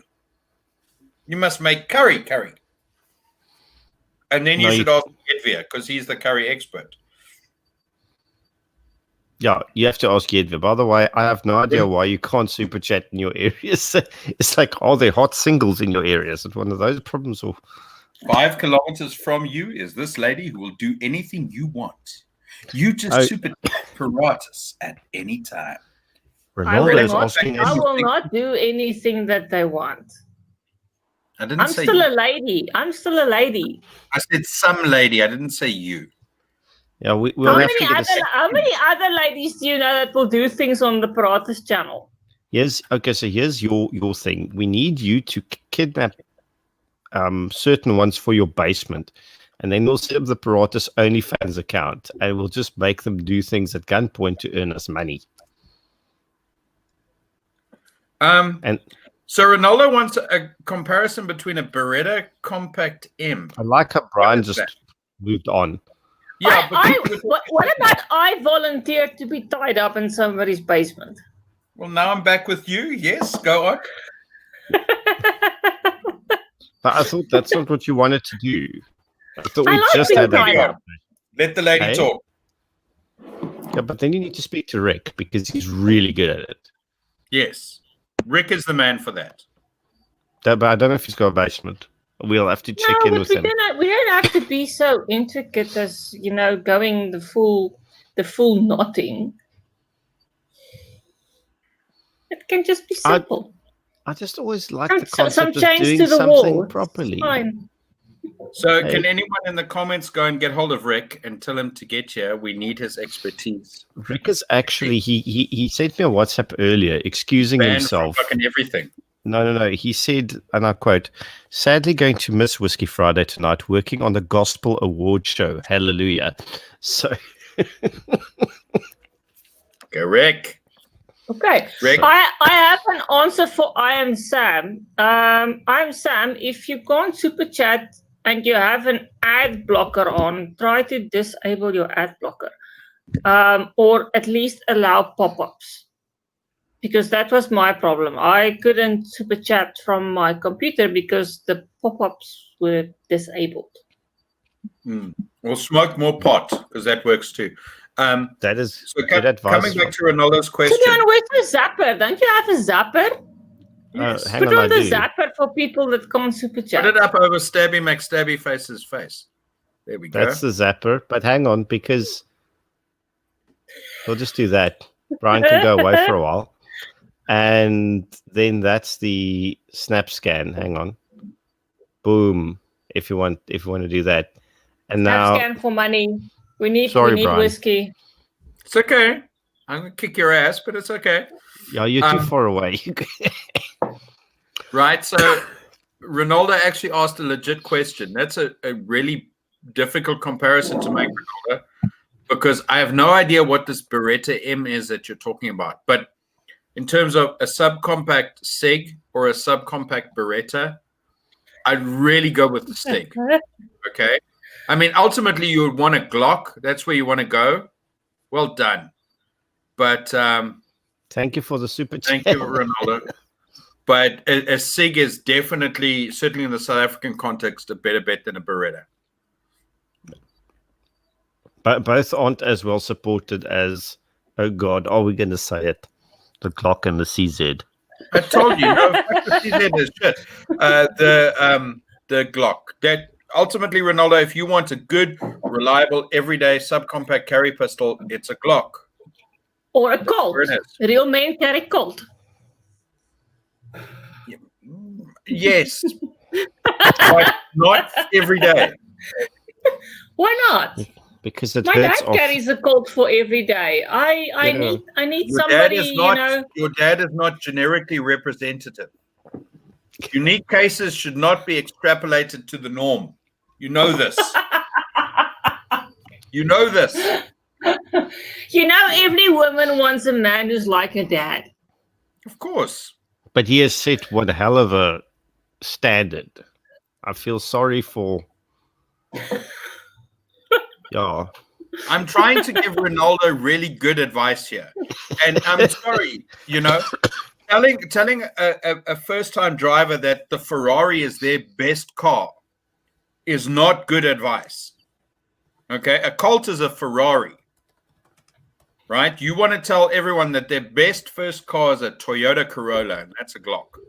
Okay, so the Compact M is basically it's the 92 L type M. It's a compact version of the 92. Definitely the SIG. Without a doubt, definitely the SIG.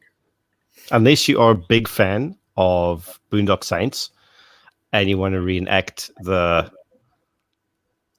Oh, SIG. come on. SIG. Between those two, SIG, but if you want to make sense, get a Glock.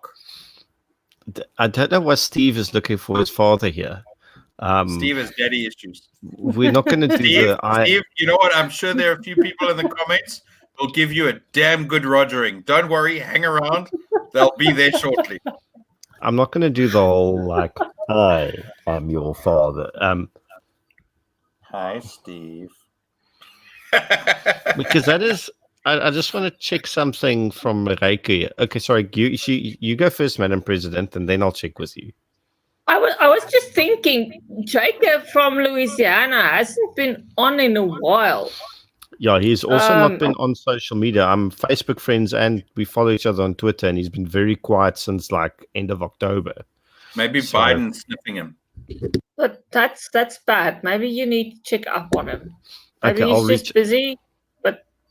Yeah, just go and check up on him. Let me check up on him now while we're talking, because otherwise I'm going to forget. Chris says he wants a cult Kunin, a cunt Kunin. Sorry, Chris, no. You like every 10-year-old kid who says, I want a Lamborghini Countach because it's awesome on the poster in my wall that I masturbate to. Okay?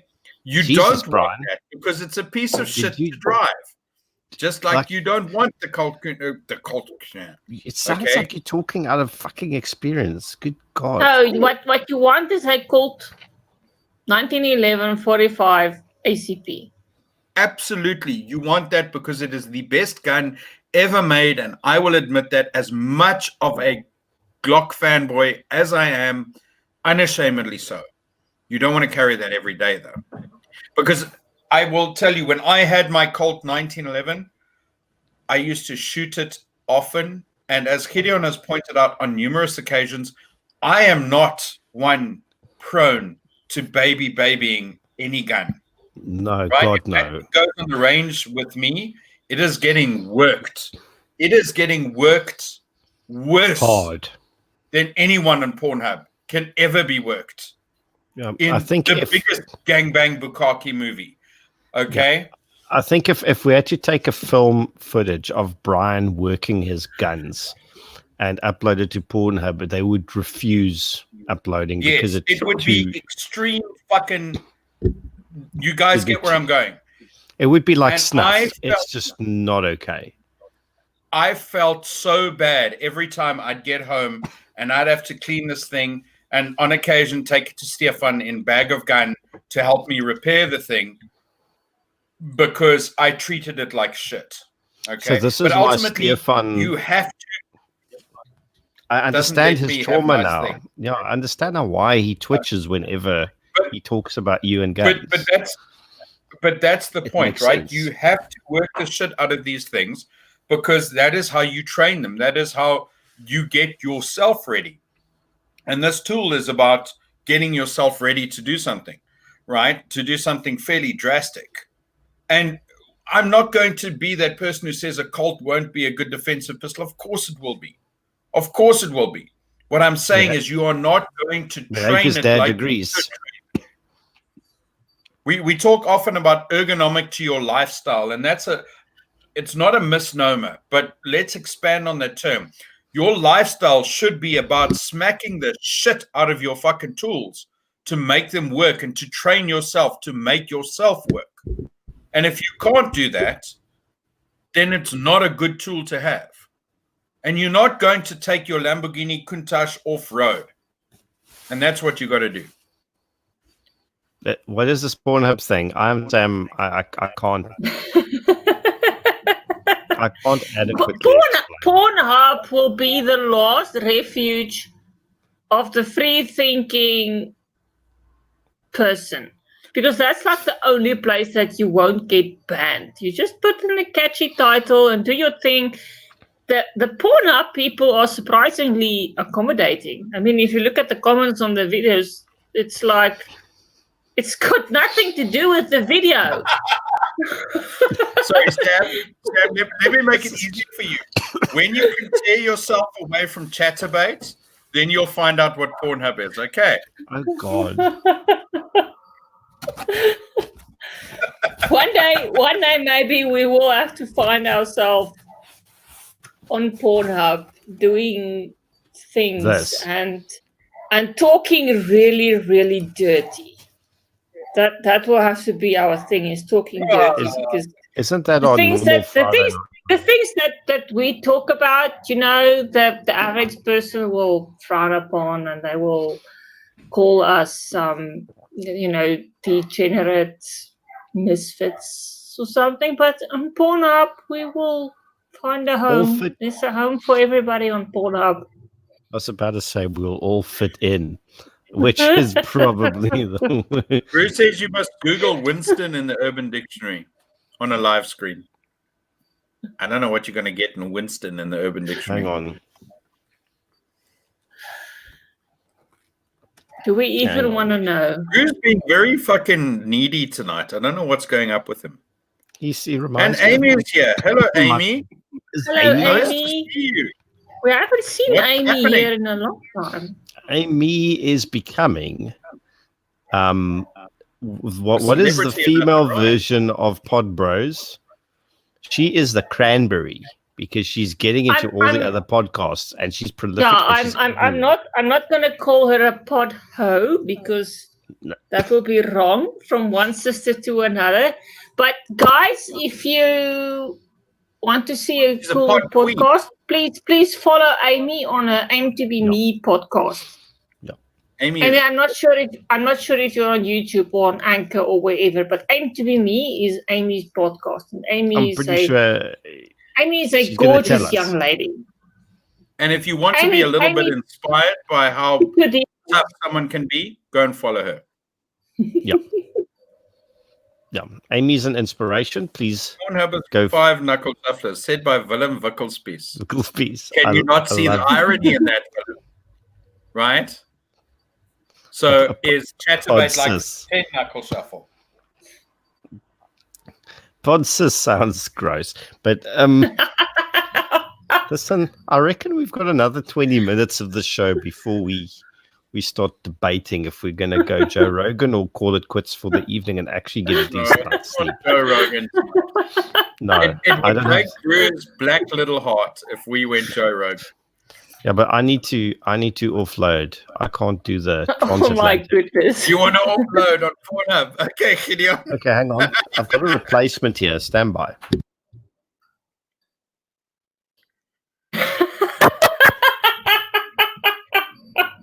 Keep him. Oh.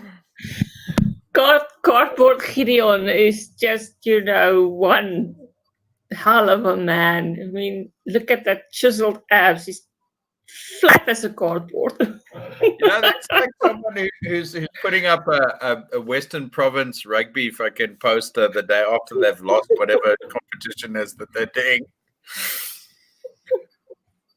Although I shouldn't be too nasty, I guess the match is still kind of being played in some fucking overtime basis. That's like, what would you rather eat, the Fruit Loops or the cardboard? Because according to nutritionists, the cardboard has more nutritional value than the actual Fruit Loops. If you're asking me honestly, what would I rather eat, the Fruit Loops or the cardboard? The Cocoa Pops. No, Fruit Loops. I like Fruit Loops. Every now and then I'll buy myself a box of Fruit Loops, and that's all I will eat for 3 days. No, I don't get Fruit Loops. My kids like it. To be honest, I mean, as boring as this sounds, and it's probably a result of being at boarding school and all of that, but I just love oats porridge. I really do. I know it's a weird fucking thing, but I love oatmeal porridge. It's just awesome. I used to hate oats. I did not eat oats for breakfast when I was in school or when I went to university, and it was only once I moved out of the house and once I got to work here at the mine that I actually gave oats a go. But I still will not eat Weet-Bix. I won't eat my Weet-Bix. wife likes Weet-Bix. My kids like Weet-Bix. I'm not a big fan. I like oatmeal porridge. I'm sorry. Just in my mind, breakfast has got to be a little warm. It can't be a cold thing. Oats, right? Oats and peanut butter, oats and banana, oats and peanut butter and banana, oats and chocolate chips, oats and coconut milk, oats and basically everything can go together. But Weet-Bix, no. It's like when is cereal for me? I'm sorry. Cereal is if you want to have something at night, right? You've woken up at like 3 a.m. You're a little hungover. That's when you have cereal. Anywho,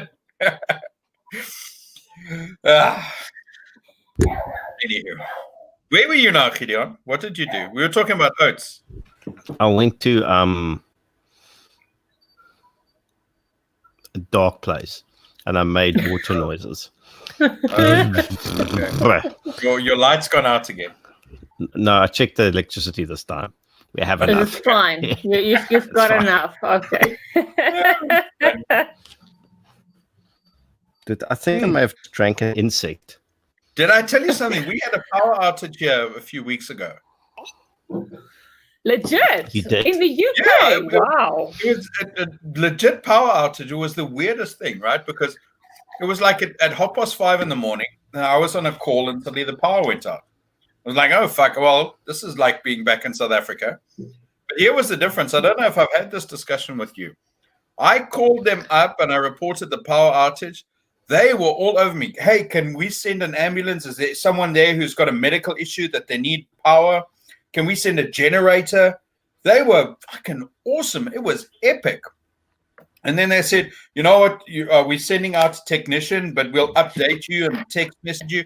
I mean, in the hour and a half or 2 hours, I got like 3 text messages giving me an update on the thing. And the next day, they texted me and emailed me again. This is what happened. This is what we're going to do about not letting it happen again.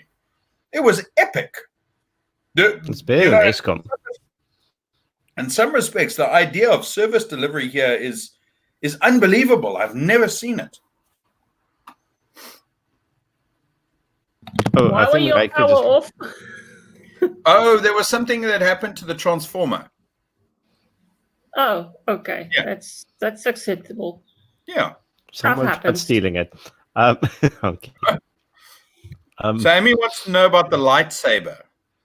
No, I need you to say to Tia, I know my admin skills are shit. I know. I will get. Brian will remind me to get back to you on Monday. Dickhead, get back to the dude on Monday. Thank you. Okay. What now? Where were we? What? My lightsaber. Amy wants to see my lightsaber. Let me get the lightsaber out. Let me indulge Amy. Yes. Hello, Seppi Tank. I like your new logo. What does it Maybe mean? Tank's been hiding for a while. He has. We haven't seen him in a long time. Now our viewership's just gone up with that noise. Have you guys seen the latest episode of The Mandalorian? It was freaking fantastic. No, I haven't. One day you're No. going to have to explain the whole fucking Mandalorian story to this person who doesn't do sci-fi. It's But you sci-fi that you'll should. enjoy. It's very The Western. Mandalorian is great. I have It's friends like you fantastic. to give me the fucking executive summary. Oh God. Not Anyone you, see Theo. my- I have friends like Mareka to give me the executive summary. Why do you like it so much? Wom, wom. Why do I like it? Yes. Oh, it's a long and complicated history. Well, we have apparently we're going to do Joe Rogan tonight because no one's saying fucking freedom. Because one, I like Star Wars, and number two, Why? Why? Why? What sort of question is that? Because why not? I mean, it's.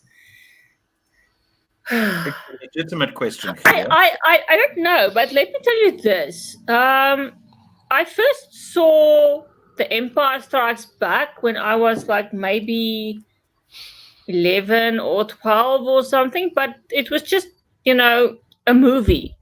But it kind of stuck with me, the whole lightsaber thing, and Luke and Darth Vader and Han Solo. And the one that actually, this one scene that stuck with me was where Han Solo cut open the Tauntaun and put Luke inside. That's my very first memory of Star Wars, because that was the movie that was on TV before we lost our TV.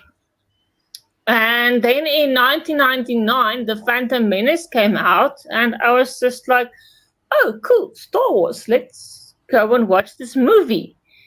And I watched it, and yes, I don't care what you guys think about The Phantom Menace, but I was in standard 7 back then, and I was like, no, this is opportunity, and I think I want to explore some backstory. So I started writing Star Wars fan fiction, and Okay. You I went all the I way in needed, there.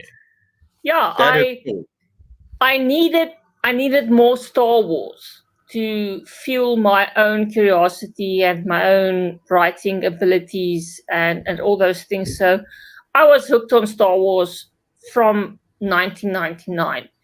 And I then watched the original trilogy, and I read some books and all those things, and read up about theories on the internet and whatever. But I continued writing, and Attack of the Clones came out, and Revenge of the Sith and the Rest History.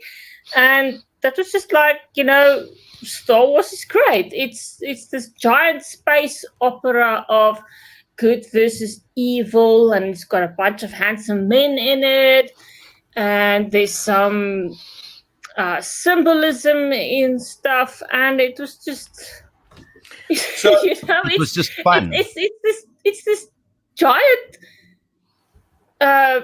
universe that can make your mind go anywhere.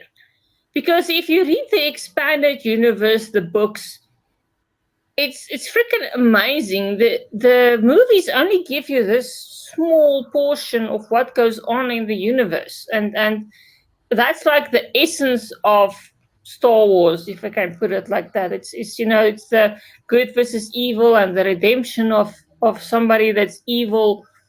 But the novels have some other stories, like minor characters in Star Wars that you might find fascinating gets their own novels. So you're like, wow, this is what this character was like before the movies or after the movies. And this is what happens after Return of the Jedi. There's this whole, well, they now call it legends, but there's a fuck ton of books No. that cover the expanded universe after Return of the Jedi. And now that Episode 7 came out, all those great novels were actually, it's moot.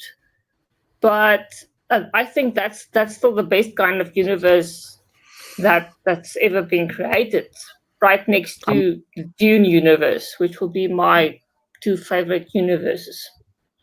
So my story about this is kind of similar. The first Star Wars movie I ever saw was Empire Strikes Back. And remember when we still had TV1 and CCV, I think it was called? And then there was another weird channel that no one ever watched. There were 3. Okay. And CCV had like the Zama Zama game show and really good movies on it. That was like the 2 things it did. And was it really called Zama Zama? Because that's an illegal minor. Yeah, no, I'm not serious. I'm dead serious. It was a Zama Zama game show. And Win and Spin was on TV1, right? So what do you win at Zama Zama? Sterling gold. Win and Spin, I remember that. So it was, it was back in the good days. So I also got Empire Strikes Back, and I knew I was missing out on previous backstory, because it just dumps you in the middle, but it was watchable. I fucking loved it. And then the next Friday night, because it was on a Friday night, the next Friday was Return of the Jedi. So it had this whole trailer building up to like, it's a trap, and blah, blah, blah. And everyone was, I was going, yeah, I was 8 at the time. I was like, yeah, I'm totally going to see how the story ends, because it ends on a cliffhanger. I'm like, yes, finally. And then we had to go visit my grandma in Bethlehem the next week, and so I had to drive there. And by the time we got there on the Friday night, I forgot about Star, and I never watched Return of the Jedi. And I only watched it like years later that I watched the other 2 movies to get the full picture. And then Phantom Menace came out, and I'm going to admit straight, I didn't hate those movies. I hated them later because it was fashionable. And then the new stuff came out now, and I'm like, actually, no. The previous ones were actually really not that bad in comparison to the shit they make now. Like, it redeemed them for me in a weird, bizarre way. I was like, okay, cool. I'm actually on board with this now.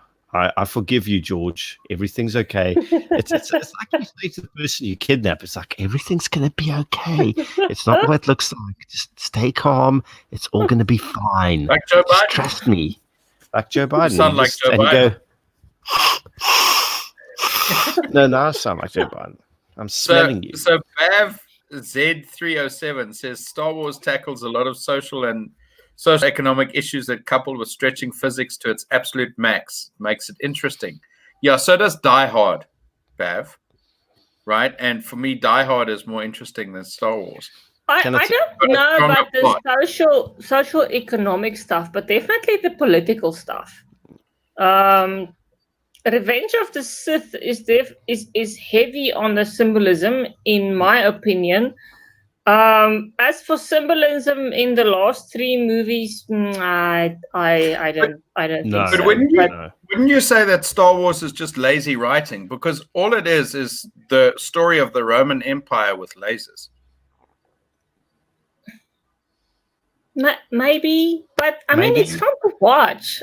Come on, it's Harrison Ford in his young ages. I will watch the first 3 movies, end over end over end over end. If I could, I would just start with A New Hope and go through to Return of the Jedi, and then start A New Hope again with as many of the versions that I can find. It's just, and now we know what Rebecca's Pornhub search terms are. Yes, but I'm they are so watchable and rewatchable. But on that note, 2 things movie everyone should watch right now if you can get it. John Carpenter's They Live, the one where he goes, I have come here to chew bubblegum and kick ass. And I'm all out of bubblegum. No. Roddy Pippen said he got the other way around. He's like, I've come here to chew bubblegum and kick ass. And I'm all out of bubblegum. What about that? And with everything that's been going on with the lockdown, that is such a relevant movie. Maker's Mark Whiskey Spot approves of They Live. John Carpenter's No, They Live. Seppi Tank is asking why I'm still smiling. Right, I'm just showing Seppi Tank. Oh, and also the worst movie possibly ever made, and a lasting stain on Sean Connery's legacy. Don't say The Rock. No.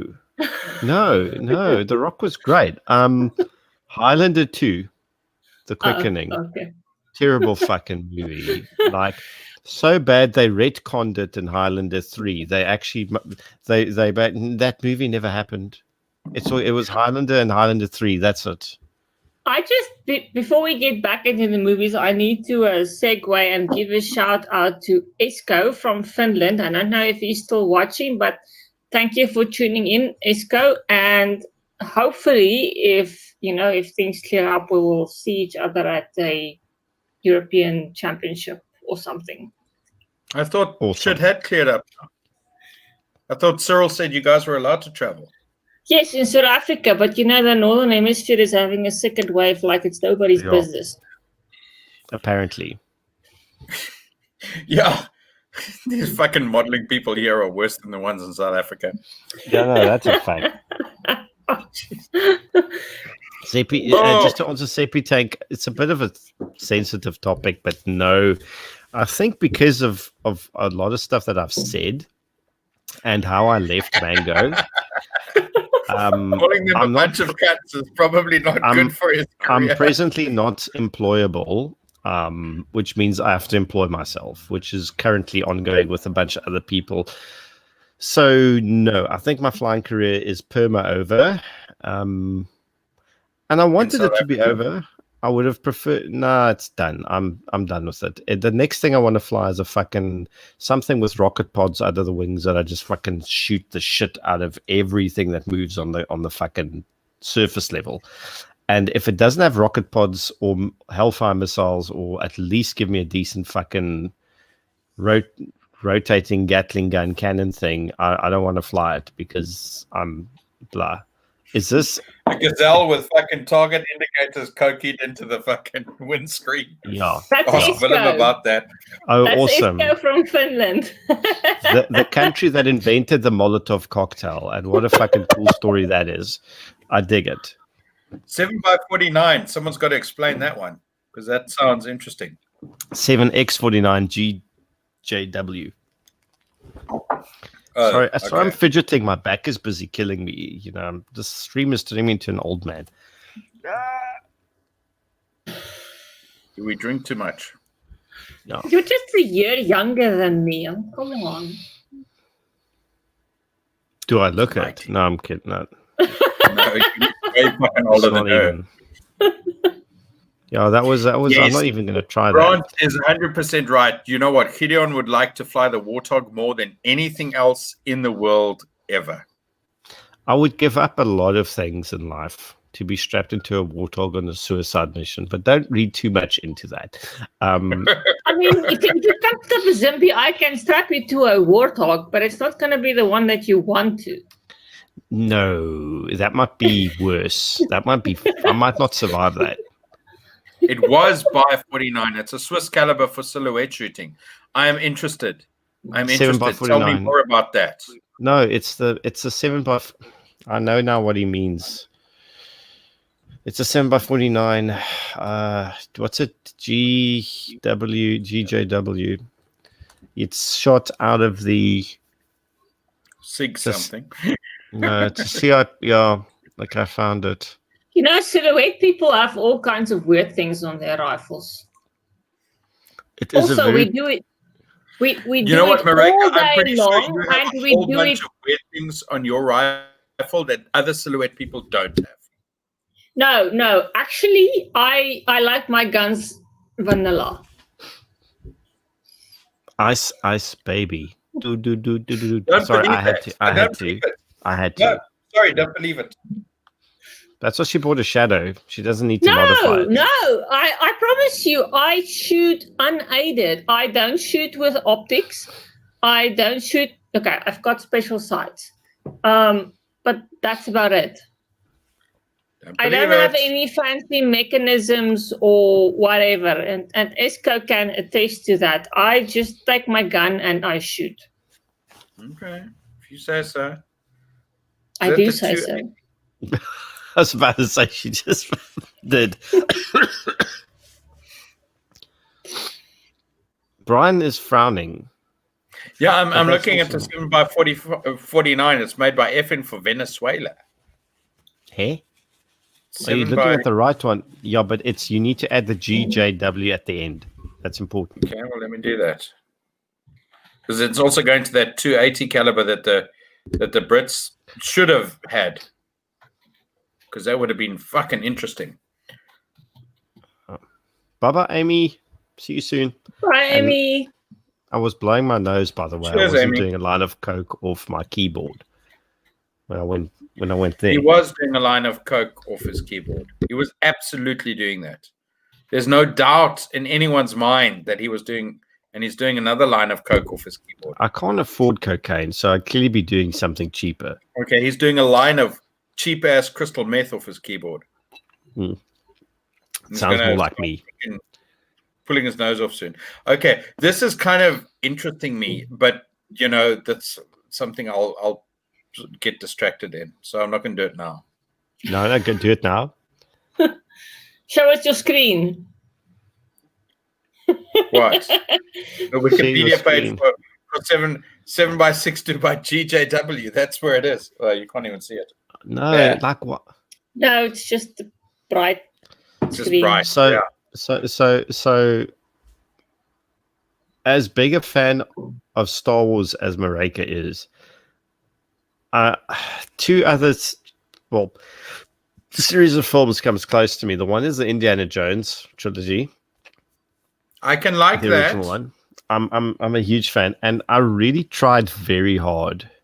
And people in the comment section who are major spaghetti Western fans are going to hate me for saying this. I tried really hard to get into the fistful of dollars, few dollars more, and good, the bad, the ugly scene. Fuck me, they're dull. They don't progress. They take hours to get to the look. When the scenes, okay, let me rephrase this. The scenes that are good in those films are world-class, unparalleled, amazing, well done. But the parts in between are torture. It is like this. It is like BDSM in film format, because it's just pain and suffering, and then some really good things happen, and then it's just yes, Brian. Okay, so are your Pornhub search channels also like Mareka's about Harrison Ford? Because I want to bring you back to why. Because you're going on this rant about why you don't like spaghetti westerns. Okay, fine, they're boring you, and that's everyone gets it. Just. Why do you like, Harrison Ford? Raiders? You said you liked Raiders, the Indiana Jones. Yeah. Why? Well, not just Raiders. I liked all of them. All of them. Why? I have a huge soft spot for Temple of Doom because it's the corniest one. But why do you like the series? What old about school that old school adventure? Okay, like old school adventure, like cool stuff happening in interesting places in that era when there was still a bit of mystery in the world, before fucking travel shows and scientists and boring people came around with their documentaries going, oh, there's no real mystery anywhere. Everything is really just ordinary. And this is the thing I think that pisses me off the most about the internet and mass media is we took this major, like, big, bright searchlight, and we just illuminated everything in the world and go like, oh, you know what? There's nothing really.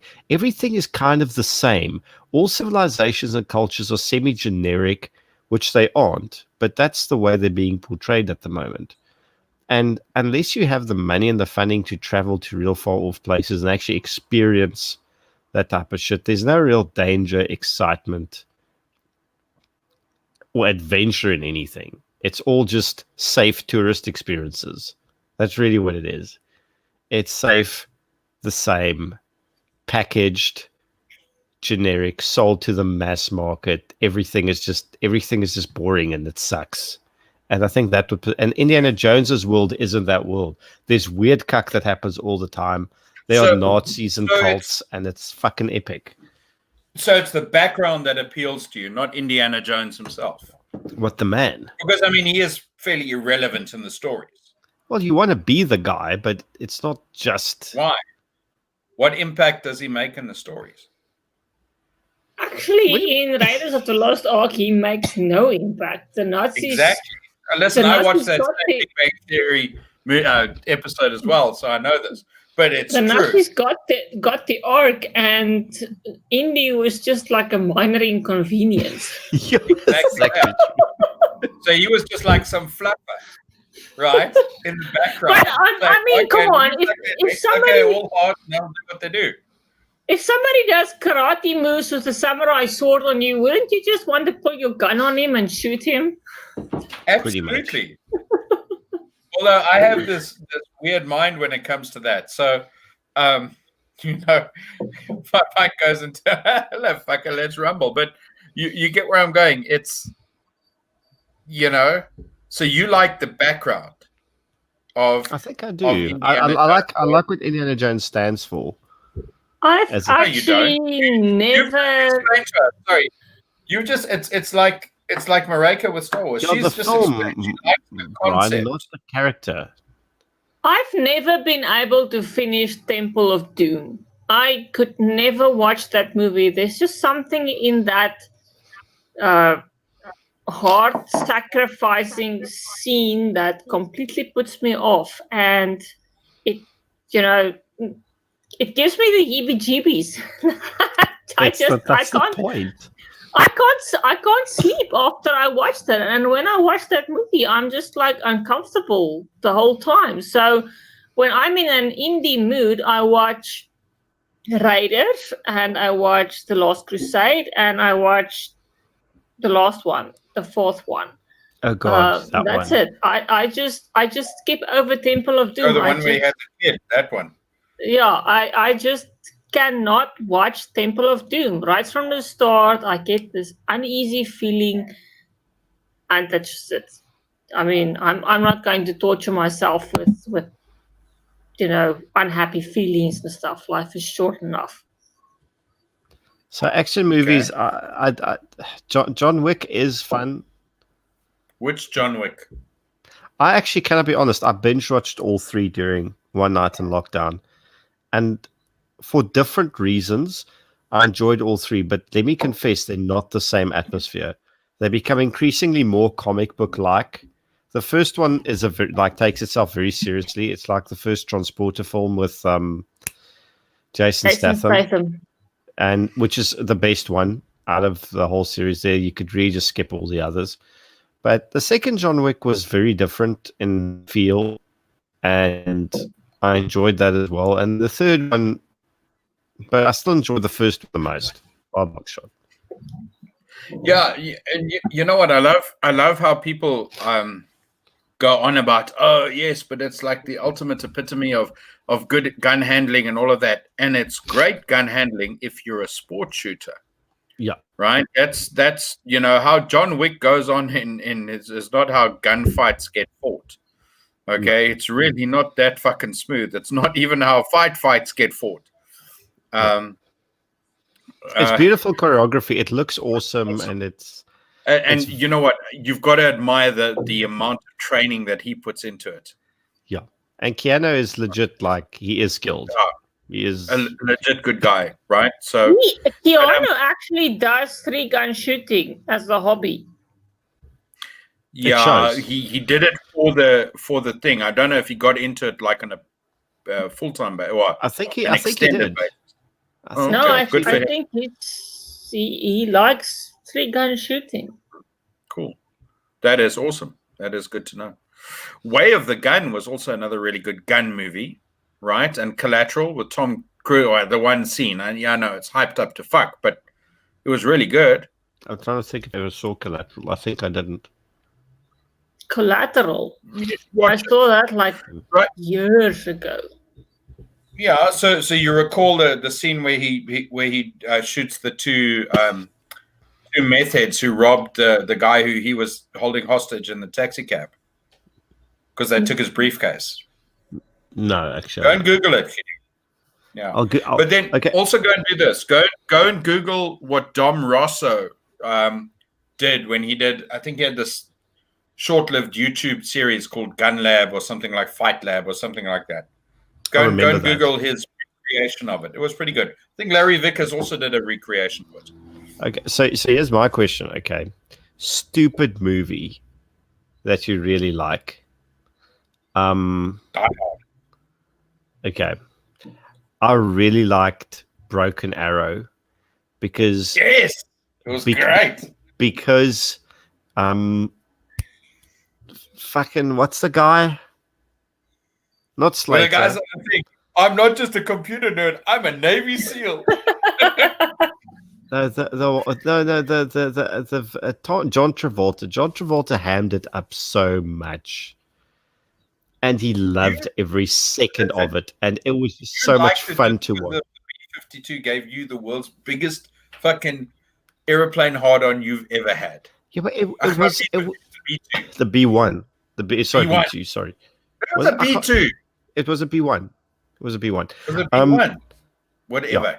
Whatever. But that doesn't matter. I just loved John Travolta because he plays such over the top villains, and he just doesn't give a. And he overdoes it so much. I love it. It just makes me. It just brings me joy. Like the Expendables, but yeah, it was way better class than the Expendables. So that Big Trouble in Little China is a terrible movie, but fuck, it's fun to watch.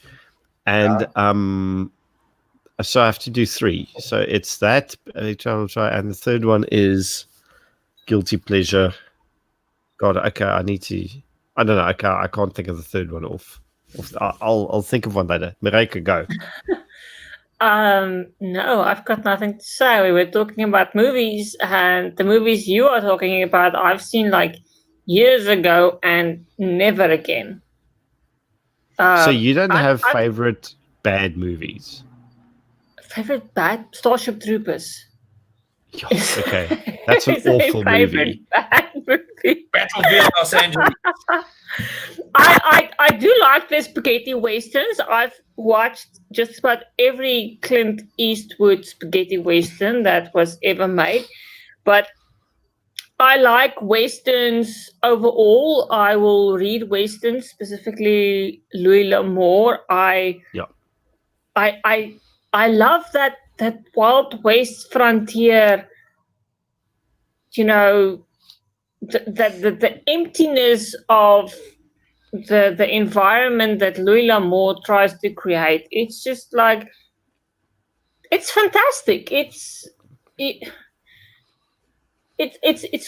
It's like, it's an untainted world, and there's people trying to survive on the west of America and the east of America and Southern America. There's the Indians and cowboys and ranchers, and it's fantastic. Cowboy movies, Western movies. That's great. I will watch a Western movie just for the hats and the 6-shooter guns and the leather vests. I don't care about the plot. I will just watch it. You want the scenery. It's a Western. It's great. Deadwood was one of my favorite Western TV shows, series. That was great. And The Magnificent Seven. That was fantastic. I've watched the original Magnificent Seven. It's great. I've watched a couple of John Wayne movies. I don't like black and white movies that much. You know, when you get to the 1960s, 1950s, that's kind of where I draw the line. I can only take bad cinematography so much. But yeah, I like Westerns. I like watching them. I like reading them. I've even written a couple of Western stories. So yeah, it's so when are you gonna put your fan fiction on our Google Drive? I need to create this a Google Drive so I can actually read the stuff you wrote. So sorry. While Sepit Hang Marika on. most probably cried when she watched Dances with Wolves. I don't think crying was what she was. No, I I don't think think she so. enjoyed it more than she was satisfied. But what about you, Brian? What was your favorite bad movies? Just to My favorite bad movie. I have a story published in the United States. That's awesome. That is awesome. So we actually have a published author on our This stream. is We never like- knew this. 15 years ago, I did this thing. I got published. So, yes. True. Slante. Two published.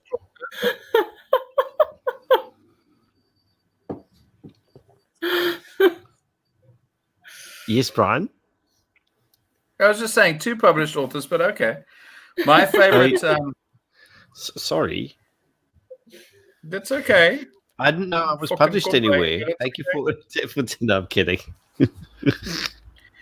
I don't know. My favorite bad movies: Roadhouse with Patrick Swayze. You remember that?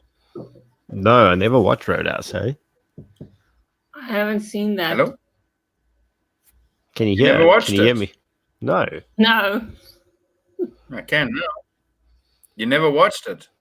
Okay, Never maybe watched you it. should go and watch it. The Expendables, the whole fucking franchise, because it's bad, but I still like watching it for all the The thing I like most about the that going Expendables is Chuck Norris making his own Chuck Norris Chuck.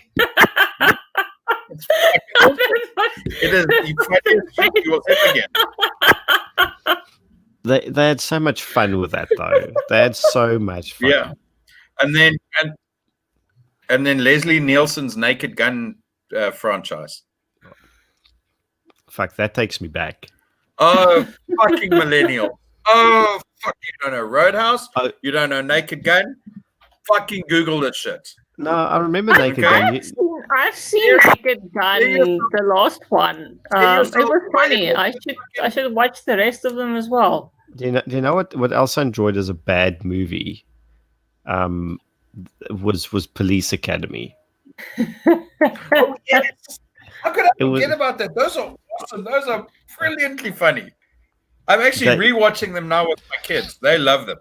Yeah, no, they were good. Come on, they actually had there was a certain charm about those films. Yes. Oh, they are brilliant. Fucking Tackleberry and Hightower and Steve Gutenberg. I can't even remember what his character was named. It was Mahoney. That was his character. Oh man, that was just brilliantly fucking funny. I loved that. And the lady with I the watched the cartoon Police Academy. Yes, I I remember that. Kid. It was that was translated the- into Afrikaans as Polisie Battalias. that was the news. Mahoney was my favorite character. So Graham says his favorite one is Hard Target with Jean-Claude Van Damme and Arnold Vosloo. That sounds like a gay porno to me, Graham. Yes, it must have been an awful Hell on film. Wheels. Hell on Wheels was a fantastic story. A fantastic story. Sorry, Kakarot likes Exit Wounds was a hilariously over-the-top Steven Seagal movie. You know what? I could go with Steven Seagal movies as being incredibly bad, except usually they're just so bad that they are cringe-worthy, not funny. Right? I And from can't actually remember all the Steven Seagal films. Do you No. know what movies make? I remember Under Siege and Under Siege 2. Oh, And in one of those, there was a stripper that jumped out of a cake. that was the And my first one. mother closed my eyes, and that's all I can remember. That was the first The one. That movie the made every violence single was chef fine. embarrassed to ever be a chef. Do you know what the worst thing about it is? That fucking arsehole is actually a police reservist in. Where is our fucking dude from Louisiana? Because he's a police reservist somewhere in Louisiana, right? Are you serious? And he made a reality TV series, and someone asked me to watch 2 or 3 episodes of this because they wanted to know if what I thought of this. It was fucking awful. It really was. I mean, listen, the ride-along cop shows are generally pretty fucking bad. Police reality shows are really fucking bad. His was the worst of them all. And Eddie van der Westhuizen says Top Gun was his favorite bad movie. Fuck off, Eddie. Top Gun's an epic movie. Eddie, I don't know. The Eddie Top is Gun, one- the Top Gun scientific wrongness just gets to me, especially that scene where Breaker. Goose. Yes. Sorry. Staatsgreeptyd. Bly stil oor Top Gun. No. It's awesome. And the second one's coming out soon. But have you noticed that Eddie van der Westhuizen is perilously close to Eddie Van Halen? Not on the No. photo. No, on his. Eddie Van Halen is 3 words. Eddie Van der Westhuizen is 4 words. Solo. I was just. It just made sense in my head. Nowhere Yeah. else. Adam Sandler loved Happy Gilmore. Still Yeah. one of my favorite fucking movies. But Ever. those aren't what I would call bad movies. Adam Sandler. No, they're not bad. Dude. No, Right. Didn't Adam Sandler and Jennifer Aniston have another movie Favorite. about that murder on a ship? I think it He's was got a called lot with Drew Barrymore. He's got a fuck ton of movies with Drew That's Barrymore. because the Netflix contract. Here's what I'll say. Put aside the content. Adam Sandler is a legit fucking brilliant comedian. That man understands physical comedy and spoken comedy like few other people do. He can. Yes. He's timing brilliantly. I like Adam Sandler movies. Some of them are dumb, but some of them got lessons behind it. But even when they're done, the delivery is brilliant. The technical elements of it are really fucking good. I was gonna go somewhere with that. And I forgot what I it know. was. Best Come on, underrated actor. you can do it. You can do it. Best underrated actor. All night long. Yes. We've been here for 2.5 Best hours. underrated actor. Come on, Gideon. Most Best underrated underrated. Best underrated actor. Yes. Yes, there's quite a few. Just one. The guy who played in The Rookie, Frequency. He was in The Right Stuff as well when he was a lot younger. For fuck's sakes. Hang on. I'm going to tell you now. Because I really actually like most of his fucking films. Right. Best underrated actor whilst he's trying to Google his best underrated actor. I cannot think of Dennis one. Quaid. Oh, that's a Dennis good one. Dennis Quaid is good. I'm so out of the movie scene since this stupid lockdown thing started. I mean, I like movies. I like going to the movies. I like watching movies on IMAX and feel the full blast of 12.1, 12.4 surround sound. Arbitrary number.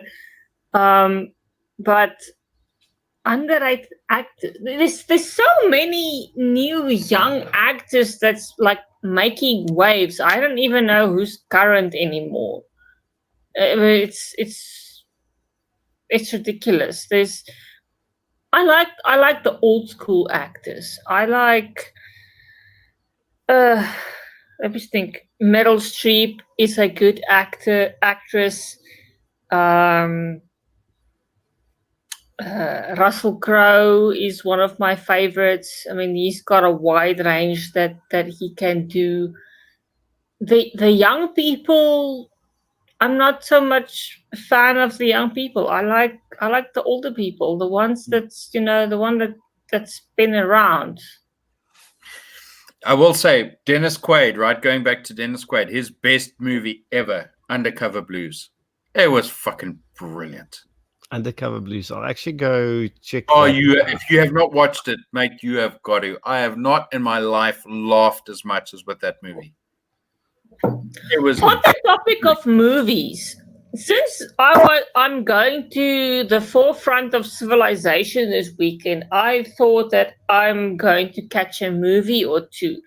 So I was on Ster-Kinnick's website seeing, what I can get, and nothing much is showing that I'm actually interested in. But for interest's sake, I wanted to book a movie, and the cinemas actually have one seat on, one seat off, one seat on, one seat off.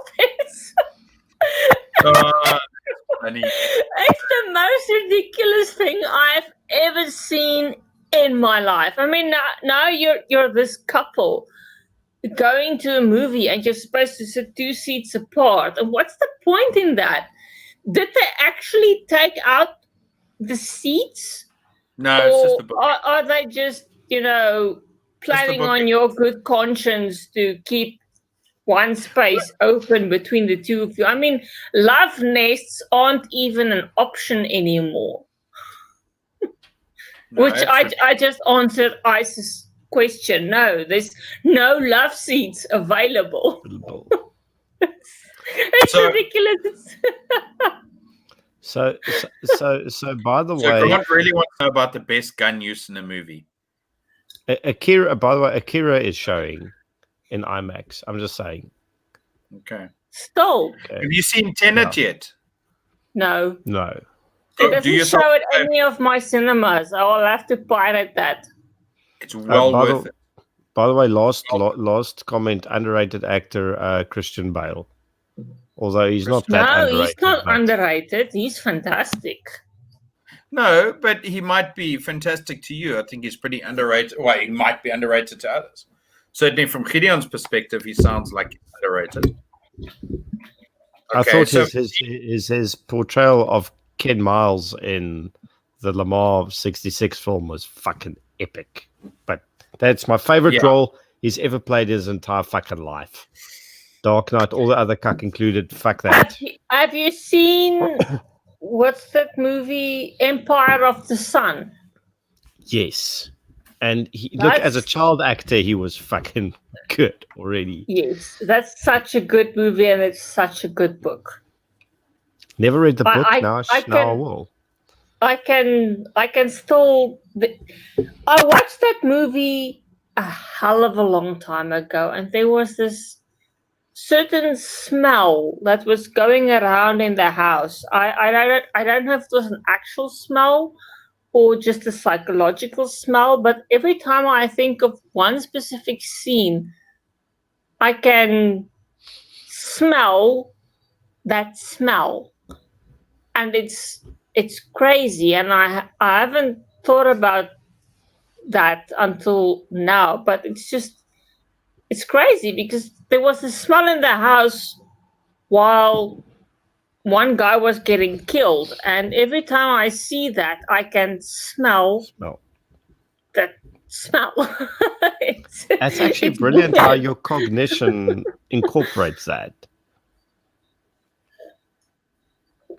Brian's looking very serious.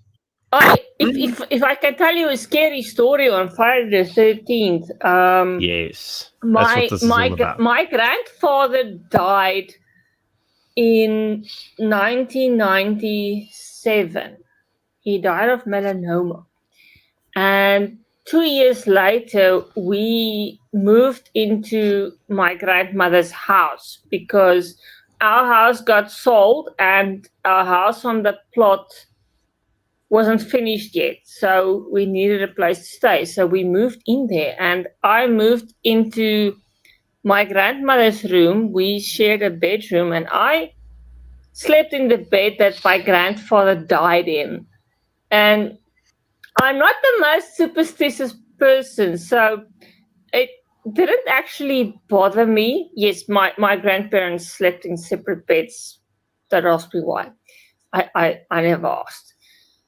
And one night, I woke up in the middle of the night, and that was like after my grandfather has been gone for maybe 10 years or so, and I woke up in the middle of the night, and I smelled his cologne.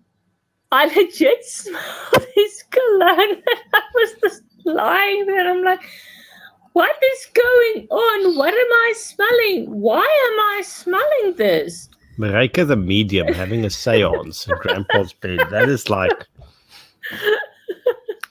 yes, like, okay. And after that, I've never smelled it ever again, and I can't remember what it smells like now if I have to think back on it. But way back then, I associated that smell with my grandfather, and that just completely freaked me out. Okay, that is actually really fucking creepy. That's legitimately creepy. So I'm gonna give my favorite underrated actor because it ties in with Grant's fucking question. That's what you were googling. That's what you were. No, So yeah. I wasn't googling that. I was actually answering something work related. Benicio del Toro, Way of the Gun. Very fucking good choice. I haven't seen him in Way of the Gun, but I have seen him in No Country for Old Men, in which he was this freaky killer dude. That wasn't him, actually. What? That wasn't him. That wasn't him. That was. I'm going to tell you why. Because I googled this. It was Javier Bardem. Yes, it was some weird. Yes. Yeah, Javier Bardem. Benicio, I haven't seen since Star Wars. Actually. But on that note, because I think you still need to pack. I have to do a lot of things. I'm going to work tomorrow at 6 a.m. So. Oh Jesus! Okay, so we can start winding it up. So last thing. No way. Grant's question: best gun use in a movie. I'm gonna go with Black Hawk Down. I thought that was pretty solid. That's a safe answer. Gun use is Equilibrium. That gun kata is just absolutely fantastic. And I just admit that I have such a huge love, like guilt. It's such a guilty pleasure. Equilibrium makes no sense, but I love it. I love the story. I love the characters. I love everything about it. It's an awesome movie. Yes, sir. Yes, Brian. Okay. So I'm going to give you 3. Way of the Gun, which I've already done. Sicario, there's a theme there. And 13 Hours. That's a good 3. Of which I've seen none of them. You've not seen Sicario, the first one, not the crappy second one. No, I haven't. No. Go and watch it. You'll enjoy it. You really will. The thing I like about Black Hawk Down is there's a Marine guy in the form of Eric Bana, which is an incredibly hot guy. There's the army dudes. There's Ewan McGregor. There's Orlando Bloom. And I know a whole bunch of Marines who will not be fucking happy with you, Marika. Are they all Marines? There are no Marines. I can't remember. I haven't seen that movie in a long time. But my favorite scene in that is all Delta. It's Rangers, Delta, Army and people. the 10 mountain guys who came to help them out. Army people. And Ranger. Army Rangers. Rambo people. And the one is where they are told that they're not allowed to shoot at people. And then the insurrectionists start shooting at them. And the guy's like, what do we do now? And they're like, well, they're shooting at you. Shoot back. That was a good scene. That was a very good scene. Well, shoot back. Also the one where Eric Bana says, well, this is my safety, sir. He didn't say sir. He said, this is my safety, and then walked off. Oh, come on. I'm trying to be polite. Our president should never be polite. Fuck you. Well, here we go. I got my wish. I got my wish. So So Christos wants to remind us about the Greek special forces, the amphibious commandos. Those are tough motherfuckers. They really are. Well, I don't know if they're literally motherfuckers, but you get where I'm going. They're tough. They're tough as fuck. Ladies, gentlemen, and others, I suppose we have to be inclusive. What do we have any? We are the most politically incorrect channel on YouTube. We don't have to say ladies and gentlemen. No, I'm being quite facetious about it. You're being polite. Being polite. How would we like to wind it down? How would we like to exit Whisky Friday? Wait. Christos is serving somewhere. Where's Christos serving now? Jesus Christ, that's where I serve now. Special Forces. Well, fucking kudos. Oh, fantastic. Okay, so awesome stuff. Okay, maybe this is how you found our channel. Like, get more of your friends to come watch next Friday. Okay, please. And bring next rum. Friday, I am on leave. So expect this thing to go way past Joe Rogan hours. Pack your Red Bull, pack your coffee, double espresso strength coffee, because it's going to go on all night. And in the morning, I'm making waffles. I like this. Are you making me waffles? You're going to post them over? No, you're going to make your own waffles, and we'll psychically connect making waffles. I have nothing to top that. Next week's not Whisky Friday, it's Rum Friday in celebration of Bacardi fighting communism. So Mareike pretty much said it all. I've got nothing to add, Brian. Well, no. I have nothing more to add. We're making waffles. Let's go. Bring Uzo. We'll make waffles. No, I'll drink whiskey because as much respect as I have to the Greek special forces, Uzo still tastes like shit, mate. I'm going with I like Uzo, but anyway. I don't. Here's where I go. I like the Greeks. I don't like Uzo. No blue waffles, just normal waffles. Normal. Thank you. Normal. Maple syrup? No blue waffles. Or maple syrup or golden syrup? Maple syrup. Maple syrup. Okay, there we go. Maple syrup. Straight from Canada. On that happy note, thank you all for tuning in. Thank you for letting us waste your time on Friday night. We've enjoyed it. You've enjoyed it. Everyone's enjoyed it. And lekker slaap. Kalimera, kalispera. Sorry, kalispera is the good evening one, I think.